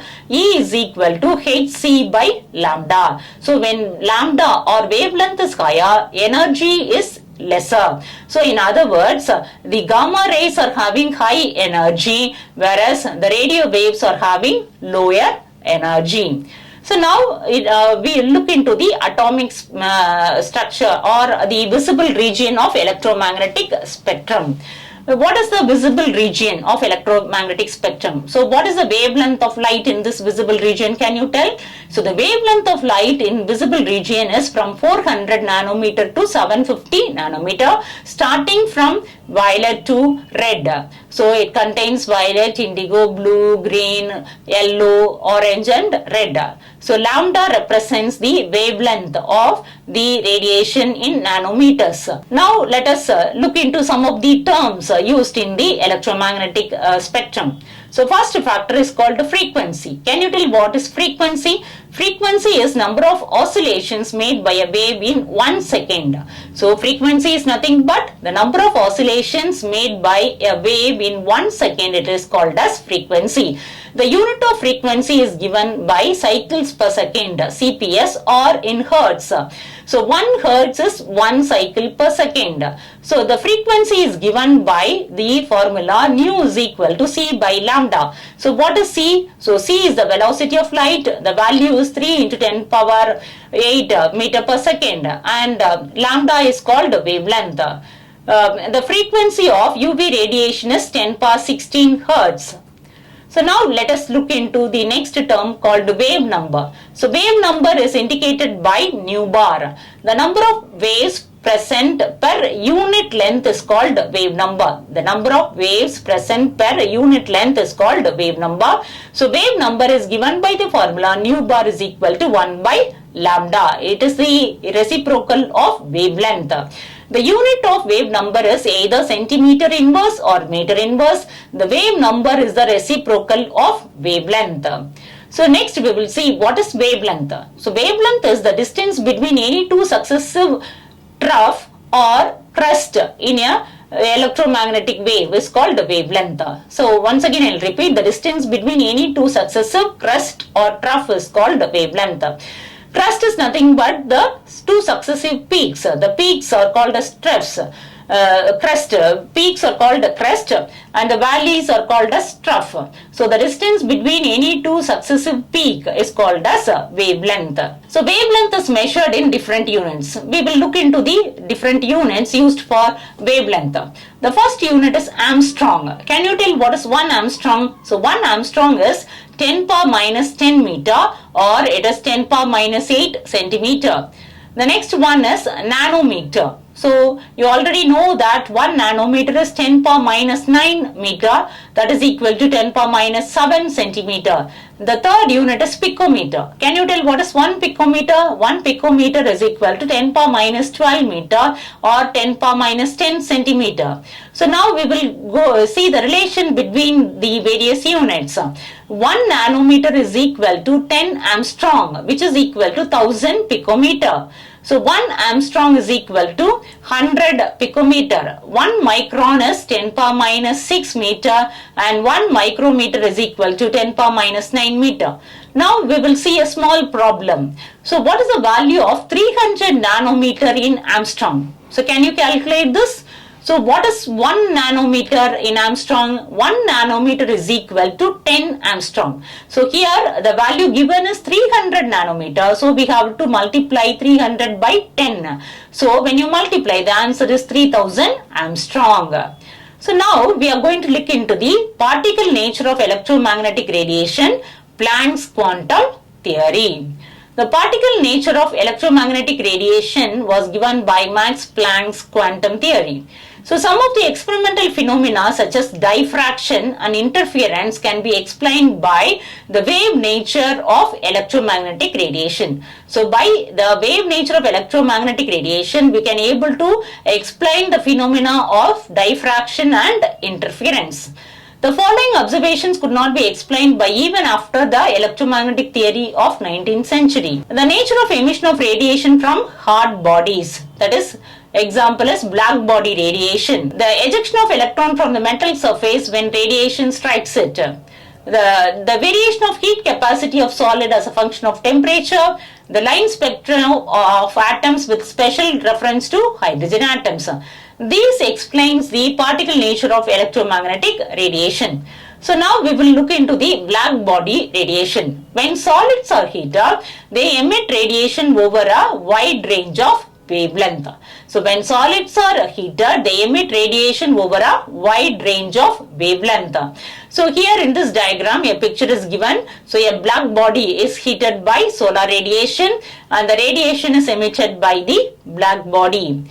When iron rod is heated in a furnace, it first turns dull red and redness increases with further rise in temperature. So initially when you heat an iron rod, the color will be dull red. Further, when you increase the temperature, it becomes the redness increases. So if this is heated further, the radiation becomes white and becomes blue at very high temperature. So I'll repeat one more time. If this is heated further, the radiation becomes white and becomes blue at very high temperature. So when the temperature is low, the color will be dull red. Then if you increase the temperature, the redness increases. When further increase the temperature, it becomes white and finally it becomes blue in color. The emitted black body radiation has higher frequency at higher temperature. So as you increase the temperature, the frequency also increases. This is indicated by a color change from red to blue of the electromagnetic spectrum. The ideal body which emits and absorbs radiation of all the frequencies is called the black body. So, can you tell what is a black body? The ideal body which emits and absorbs all the radiations, absorbed radiations of all the frequencies are called black body. And the radiation emitted by such an object is called black body radiation. So, now the diagram shows the intensity of radiation emitted and the wavelength of light. So, from this it is clear. So, at low temperature, the maximum is at a higher wavelength. So when the temperature is increased, the maxima shifts to a lower wavelength. The exact frequency distribution of emitted radiation, that is the intensity of wavelength frequency curve from a black body, depends only on its temperature. At a given temperature, the intensity of emitted radiation increases, reaches a maximum value and then starts to decrease with wavelength. So initially it increases and reaches a maximum value and then it starts decreasing. On increasing the temperature, the intensity of emitted radiation increases and shifts towards the shorter wavelength. Now we are going to look into the characteristics of photon. So can you tell what is a photon? A quantum of light radiation is called photon. The source of energy or the light emits radiation in the form of photon. Source of energy emits radiation in the form of photon which travel with velocity of light.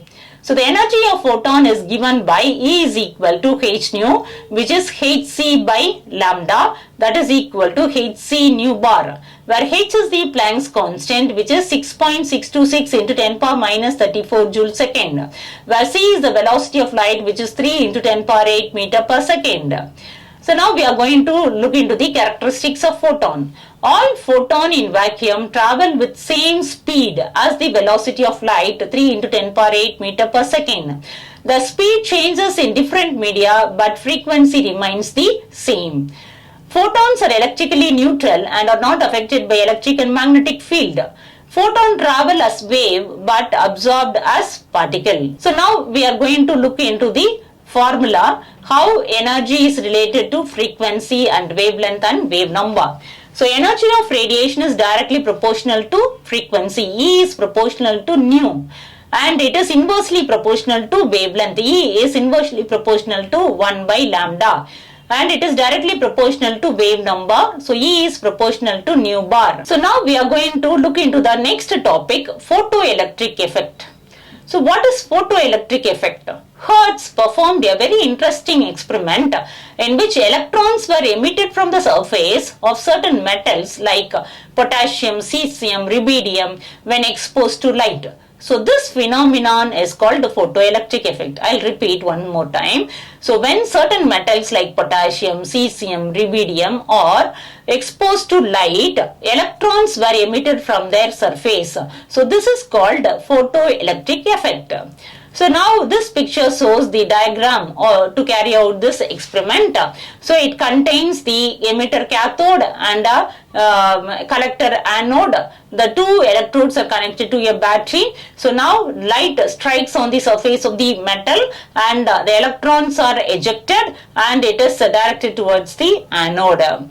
The following observations were made. The electrons are ejected from the metal surface as soon as the light strikes the surface. That is, there is no time lag between the striking of light and the ejection of electron from the metal surface.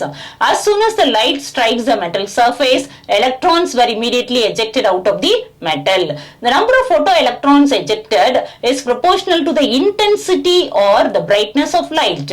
For each metal, there is a characteristic minimum frequency nu zero called threshold frequency to cause the photoelectric effect. So, in order to observe photoelectric effect, the minimum frequency called threshold frequency nu zero is needed. The following observations were made. If the frequency nu is less than nu naught, then photoelectric effect does not occur. So if the incident radiation has a frequency nu which is less than the nu naught, then the photoelectric effect could not be seen. If nu is greater than nu naught, then photoelectric effect takes place and photoelectron has a particular kinetic energy. If nu is equal to nu naught, then photoelectric effect takes place but photoelectron has zero kinetic energy. So the kinetic energy of photoelectron depends upon the frequency of radiation striking the metal surface, and it is independent of the intensity of the radiation. It depends only on the frequency of the incident radiation, and it is independent of the intensity of the radiation. Photoelectric effect is evidence of particle nature of light. The photoelectric effect indicates the particle nature of light. The kinetic energy of photoelectron is given by Ke is equal to half mv squared, that is equal to h into nu minus nu naught. So that will be the kinetic energy of the ejected electron. So now we will see the explanation of photoelectric effect. It was done by Sir Einstein. With the help of quantum theory of electromagnetic radiation, photoelectric effect was explained. When metal surface is irradiated with light of certain frequency called threshold frequency, the energy of the radiation is transferred to electrons of the metal. It results in the ejection of electrons. So when you irradiate the surface of the metal with the light of certain frequency called threshold frequency, the energy of radiation is transferred to the electron present in the metal, and it results in the ejection of electrons. It results in the ejection or emission of photoelectrons. Let the energy of radiation be E is equal to h nu. So where the frequency nu is greater than nu 0, which is threshold frequency. So some amount of energy transferred is required to overcome the electrostatic force of attraction between the electron and the nucleus. This energy spent is called work function. Again, I'll repeat, some amount of energy transferred is required to overcome the electrostatic force of attraction between the nucleus and the valency shell electron. So this energy spent is called work function. The remaining part of energy is with the ejected electron as kinetic energy. Thus, the total energy of radiation absorbed by the metal atom is sum of the work function and the kinetic energy. So, h nu is equal to W plus Ke. So, h nu is equal to W plus half mv squared. Kinetic energy is given by half mv squared. Work function is related to the threshold frequency, hence W is equal to h nu naught. So, h nu is equal to h nu naught plus half mv squared, or half mv squared is equal to h nu minus h nu naught. If h is taken out, it will be h into nu minus nu naught, or it can be written as hc into 1 by lambda minus 1 by lambda naught, where m is the mass of the electron and v is the velocity of the photoelectron. Greater the intensity of radiation, higher is the photoelectric current. Next, we are going to the next topic, Bohr's model of an atom. So now we are going to look into the postulates of this Bohr's model. Electrons revolves around the nucleus with definite velocities in a circular path of fixed radius and energy called orbit, or principal energy level, or the main energy level, or main shell or shells. These orbits are arranged concentrically around the nucleus. So first we are having the nucleus. The nucleus is surrounded by the first shell, which is called as K shell. Then it is surrounded by the next shell called L shell. Then the third shell M shell. The fourth shell N shell. So the principal energy levels are denoted by K, L, M, N, etc., where N is equal to 1, 2, 3, 4. N indicates the principal quantum number. So the nucleus is at the center, and the electrons are revolving around the nucleus in certain orbits. As long as an electron revolves around the orbit, as long as the electron revolves in the same orbit, its energy remains constant. It is not going to lose or gain energy.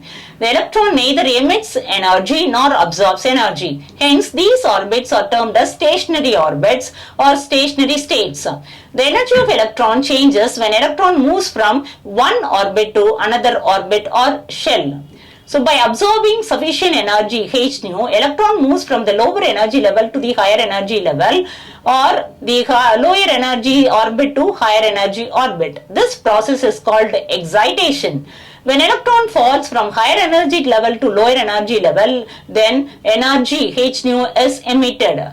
So it is called emission. So now we are considering two energy levels, E1 and E2. E1 is the lower energy level and E2 is the higher energy level. The lower energy state is E1 and the higher energy state is called as E2. Then the change in energy is the difference between the two energy levels which is emitted by falling electron as h nu. So then delta E is equal to the difference in energy between the two levels E2 minus E1, which is equal to h nu. Both propose that angular momentum of revolving electron is quantized. The angular momentum of electron is an integral multiple of h by 2 pi, or we can write this as mvr is equal to nh by 2 pi. mvr is the angular momentum of electron, m is the mass of the electron, v is the velocity of electron, r is the radius of the orbit, n is the number of orbit 1, 2, 3. So n indicates the first, second and third quantum state or orbits or shells. So n is termed as the principal quantum number. So here h is equal to Planck's constant.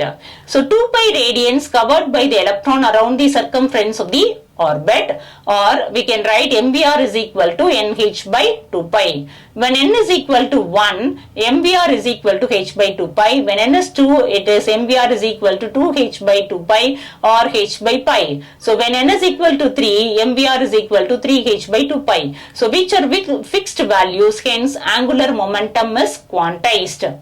So now we are going to look into the merits of Bose model of an atom. So what are the merits of Bose model of an atom? It could explain the spectra of hydrogen and hydrogen-like atoms. So what are hydrogen-like atoms? The atoms which are having the same electron as hydrogen. That is one electron species, such as helium plus, Li2 plus, beryllium 3 plus, boron 4 plus, etc. It could explain the stability of atom by proposing stationary orbits for a revolving electron. It was able to calculate Rydberg constant value, which is in good agreement with experimentally determined value. So what is this Rydberg value? So Rydberg value R is 109678 centimeter inverse. So I'll repeat, R is equal to 109678 centimeter inverse.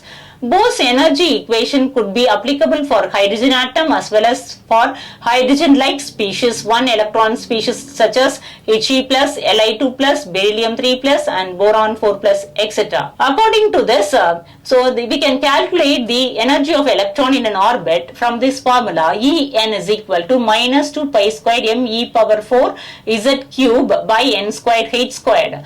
For hydrogen atom, the atomic number is 1, Z is 1, then En will be is equal to minus 2 pi squared m e power 4 by n squared h squared.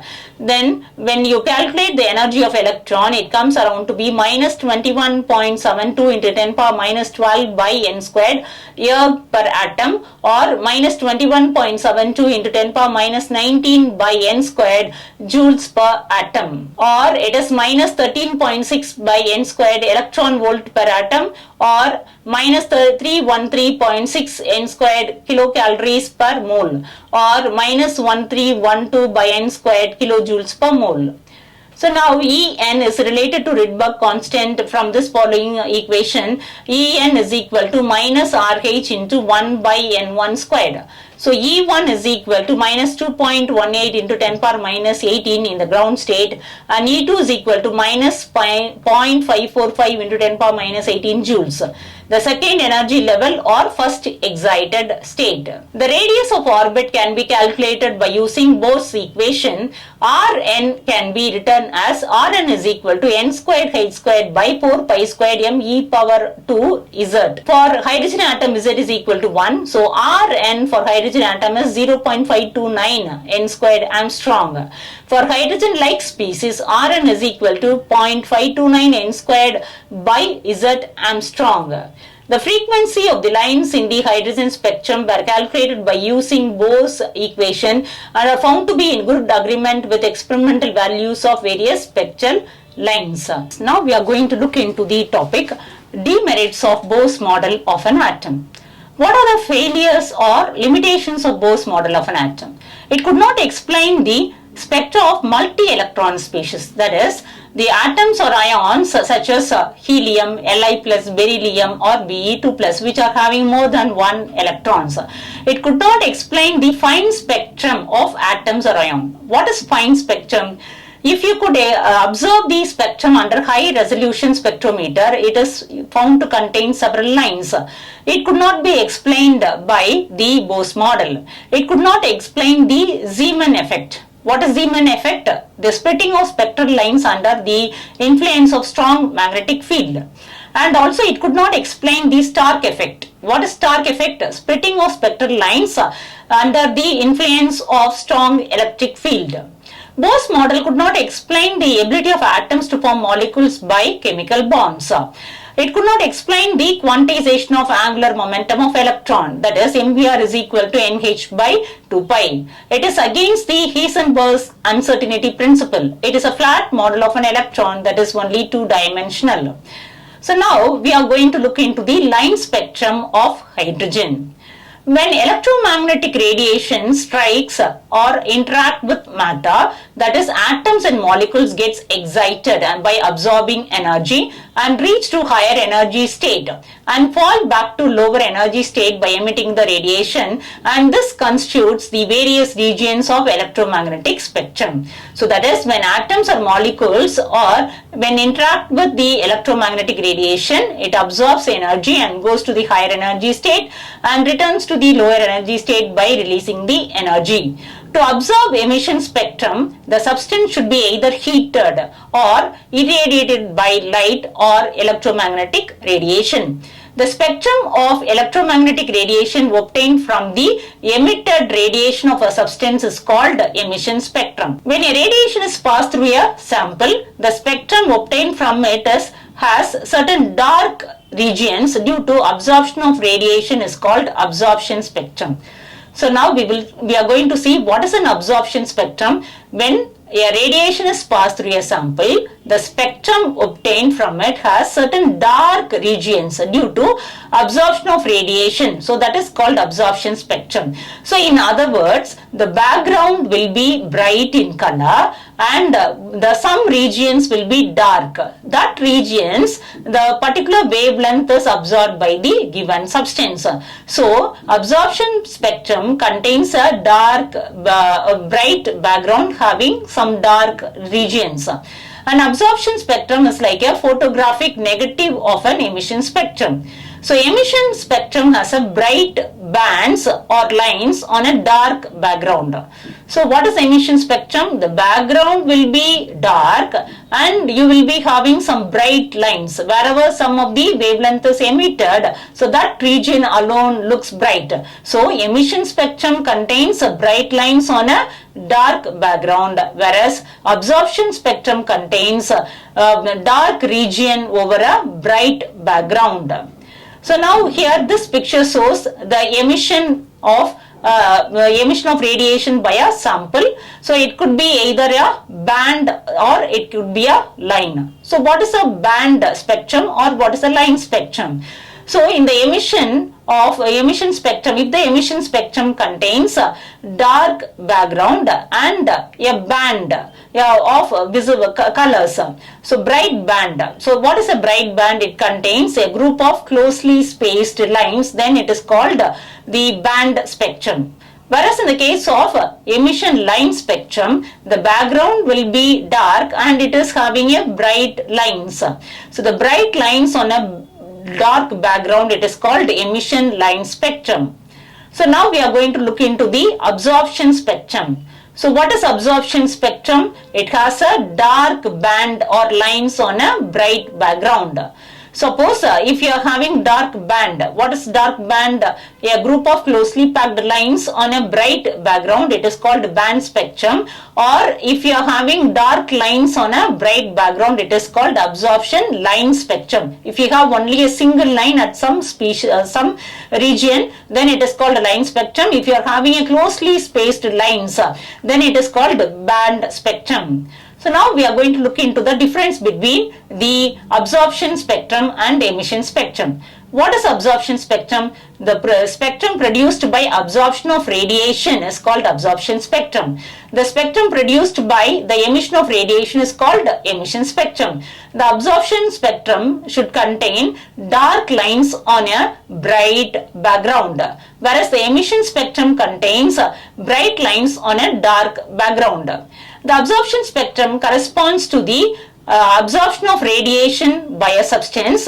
The substance gets excited from the lower energy state to a higher energy state, whereas emission spectrum corresponds to the emission of radiation by a substance from higher energy state to a lower energy state. In the case of absorption spectrum, the spectrum is continuous, whereas the emission spectrum may be continuous or may not be continuous. So now this diagram shows the emission spectrum of sodium atom. The emission spectrum of sodium contains two lines, so which are represented as D1 and D2. So in the emission spectrum, so we are seeing bright lines at D1 and D2, and the background is having dark. And the same sodium, the absorption spectrum is also given here. The absorption spectrum contains a bright background, and we are having two dark lines at position D1 and D2. So this is the absorption and emission spectrum of sodium atom. This spectra consists of bright lines on a dark background, which is an emission spectra of sodium. The sodium gives two bright yellow lines called D1. The wavelength is 5890 Armstrong, and D2, the wavelength is 5896 Armstrong. These bright lines of sodium appear in absorption spectrum as two dark lines. The study of emission or absorption spectrum is called spectroscopy. So can you tell what is spectroscopy? The study of absorption or emission spectrum is called spectroscopy. The band spectrum is due to the vibration of molecules. So there is a difference between the line spectrum and band spectrum. So what is band spectrum? So band spectrum is due to the vibration of molecules. So only the molecules gives band spectrum, whereas the line spectrum is given by atoms, or it is also called as atomic spectrum. So line spectrum is characteristics of the atoms, or it is called as atomic spectrum. So band spectrum is characteristics of the molecules, and it is also called as molecular spectrum. So emission spectrum can be continuous or discontinuous. The line spectra are of great importance in the study of electronic structure. So each element has a unique line emission spectrum. So from this line emission spectrum, we could able to find out what is the given element in a chemical analysis, like similar to finding out a person by the fingerprint. So the characteristic lines in the atomic spectra can be used in chemical analysis to identify the unknown element or atom, similar to the identification of a people by their fingerprints. So German chemist Robert Bunsen was the first one to use the line spectrum to identify the elements. The elements like lithium, sodium, potassium, rubidium, cesium, calcium, strontium and barium were identified by their specific colors emitted in the visible region of the line spectrum. Now we are going to look into the atomic emission spectrum. So how we can observe this atomic emission spectrum? So here we are having some excited sample, a sample which is excited by absorbing a particular radiation, and we are having a slit. So the emitted radiation is allowed to pass through a slit, and then it falls on a prism, and then it is collected over a film or detector. So the splitting of white line into its complete component colors is called dispersion. So dispersion is nothing but splitting of a white light into its component color is called dispersion. So here it shows the dispersion of light or of a visible spectrum. So here the light from a light source, then the light is allowed to pass through a slit, then it falls on a prism. So it divides into various colors from visible in the visible region from violet to red, starting from 400 to 750 nanometers. The light emitted by a sample of excited hydrogen atom can be passed through a prism and separated into certain discrete wavelength. So now we are going to look into the line spectrum of hydrogen. First, we are going to excite hydrogen atoms. The light emitted by the excited hydrogen atom is passed through a prism and separated into certain discrete wavelength. Thus, an emission spectrum, which is a photographic recording of the separated wavelength, is called a line spectrum. So, an emission spectrum, which is a photographic recording of the separated wavelength, is called line spectrum. When electron falls to lower energy level, light is emitted, which is responsible for the line spectrum. So here the electrons from lower energy level get excited to higher energy level, and when it returns to the ground state, it emits the radiation, so which is responsible for the line spectrum. When the recorded absorption spectrum is also a line spectrum and a photographic negative of the emission spectrum, that is, it is an absorption spectrum. So now we are going to study the differences between line spectrum and a band spectrum. So what is a line spectrum? The line spectrum has a sharp, distinct, well-defined lines. A band spectrum has many closed lines. The line spectrum is characteristics of the atoms and it is also called as atomic spectrum. The band spectrum is characteristics of the molecules and it is also called as the molecular spectrum. The line spectrum is due to the transition of electrons in the atom. The band spectrum is due to the vibration and rotation of atoms in a molecule. The line spectrum is given by inert gases, metal vapors and atomized nonmetals, whereas the band spectrum is given by hot metals and molecular nonmetals. So now we are going to look into the hydrogen spectrum. So how we are getting this hydrogen spectrum? Of all the atomic spectra, the hydrogen spectrum is the simplest because it contains only one electron. When hydrogen gas is subjected to electric discharge at low pressure, a bluish light is emitted. When a ray of light is passed through a prism, a discontinuous line spectrum of several isolated sharp lines are obtained. The hydrogen molecule first dissociated into the atoms and the energetically excited hydrogen atoms emit electromagnetic radiation of discrete frequencies or wavelength or wave numbers. These wavelengths lie in ultraviolet region, visible region and infrared regions of electromagnetic spectrum. So, in the line spectrum of hydrogen contains several lines in the ultraviolet region, visible region and infrared regions of the electromagnetic spectrum. Though hydrogen atom has single electron in it, it differs, the different atoms absorbs different quanta of energy and get excited to different energy levels and fall back directly, sequentially or randomly, resulting in number of lines in the hydrogen spectrum. So here in the hydrogen spectrum, even though it contains single electron, different atoms absorb different quanta of energy and gets excited to different energy levels.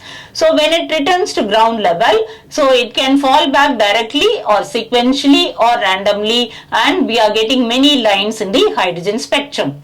So all these lines observed in the hydrogen spectrum can be classified into a 6 series based on the discoverer. So each series were given the name based on the scientist who discovered that region.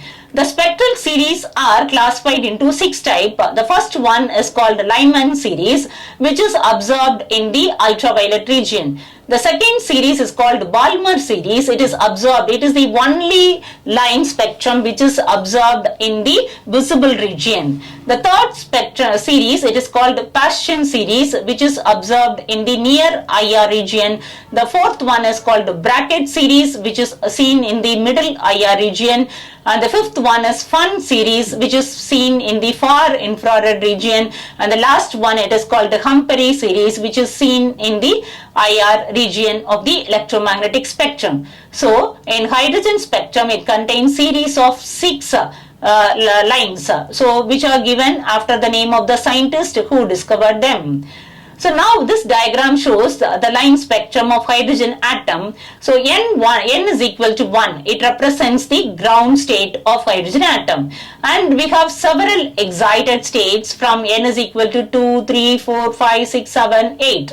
So now we are going to see when the electron present in the ground state, it gets excited to different excited states. So it may go to these n is equal to 2, 3, 4, 5, 6 or 7 or 8, and then it can emit the radiation from different levels. So when the radiation is emitted from n is equal to 8, 7, 6, 5, 4, 3, 2 to 1. So when the lines are emitted to the first ground state, that series of line, it is called Lyman series. When the electron gets excited from the higher energy state to the energy state n is equal to 2, that series of lines, it is called Balmer series. When they are emitted from higher energy level to n is equal to 3, that series, it is called Paschen series. When it reaches the level n is equal to 4, it is called Fun series.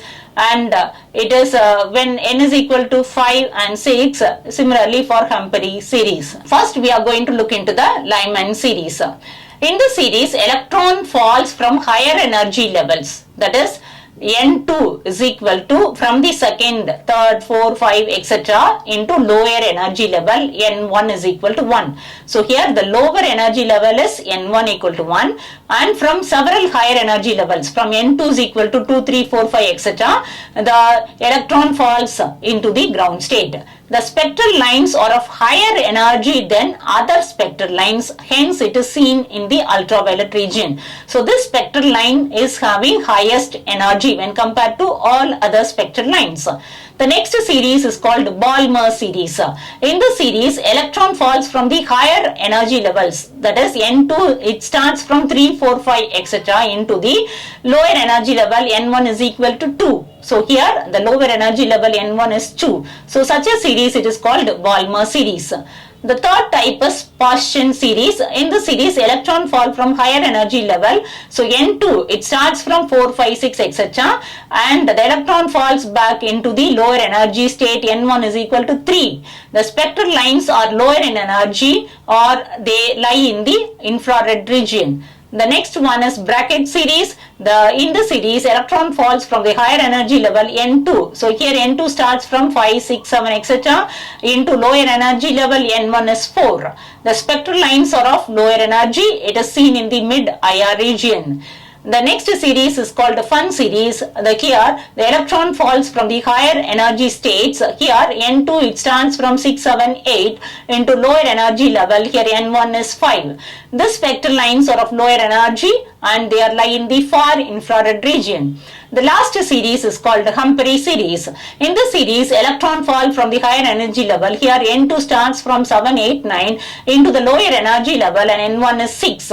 The spectral lines are of lower energy. They lie in the far infrared regions. So now the scientist Rydberg-Ridge presented a mathematical formula to find the wavelength of various hydrogen lines in the various spectral series. So we can calculate the wavelength of various hydrogen lines using the following formula. So according to this, nu bar is equal to, nu bar is nothing but wave number, it is equal to 1 by lambda, that is equal to nu by c. So that is given as RH into Z squared into 1 by N1 squared minus 1 by N2 squared. For hydrogen atom, we know that Z atomic number is 1, hence nu bar can be written as RH into 1 by N1 squared minus 1 by N2 squared. For example, if electron goes into the fifth energy level from ground state, it may fall back to the fifth level to the first level, that is ground state, resulting in one line. So straight away from fifth excited state, it falls back into the first excited state. So we will get only one line. Or when it falls back from fifth to fourth and fourth to third, third to 2 and from second to first, that is it falls sequentially or it follows a different order from fifth level to the third level or fifth level to the second level, resulting in a number of lines. So due to the fall of electron from different energy levels in different manner, so we are getting a large number of lines in the spectrum. The total number of lines possible when electron falls from higher energy level to the lower energy level N1. The number of lines is given by the equation. It is sum of delta N is equal to sum of the difference between the energy levels N2 minus N1. So therefore, the number of lines possible if the electron falls from the fifth energy level to the first energy level. So it is given by the sum of the difference 5 minus 1, that is equal to sum of 4, that is 1 plus 2 plus 3 plus 4, that is equal to 10 lines.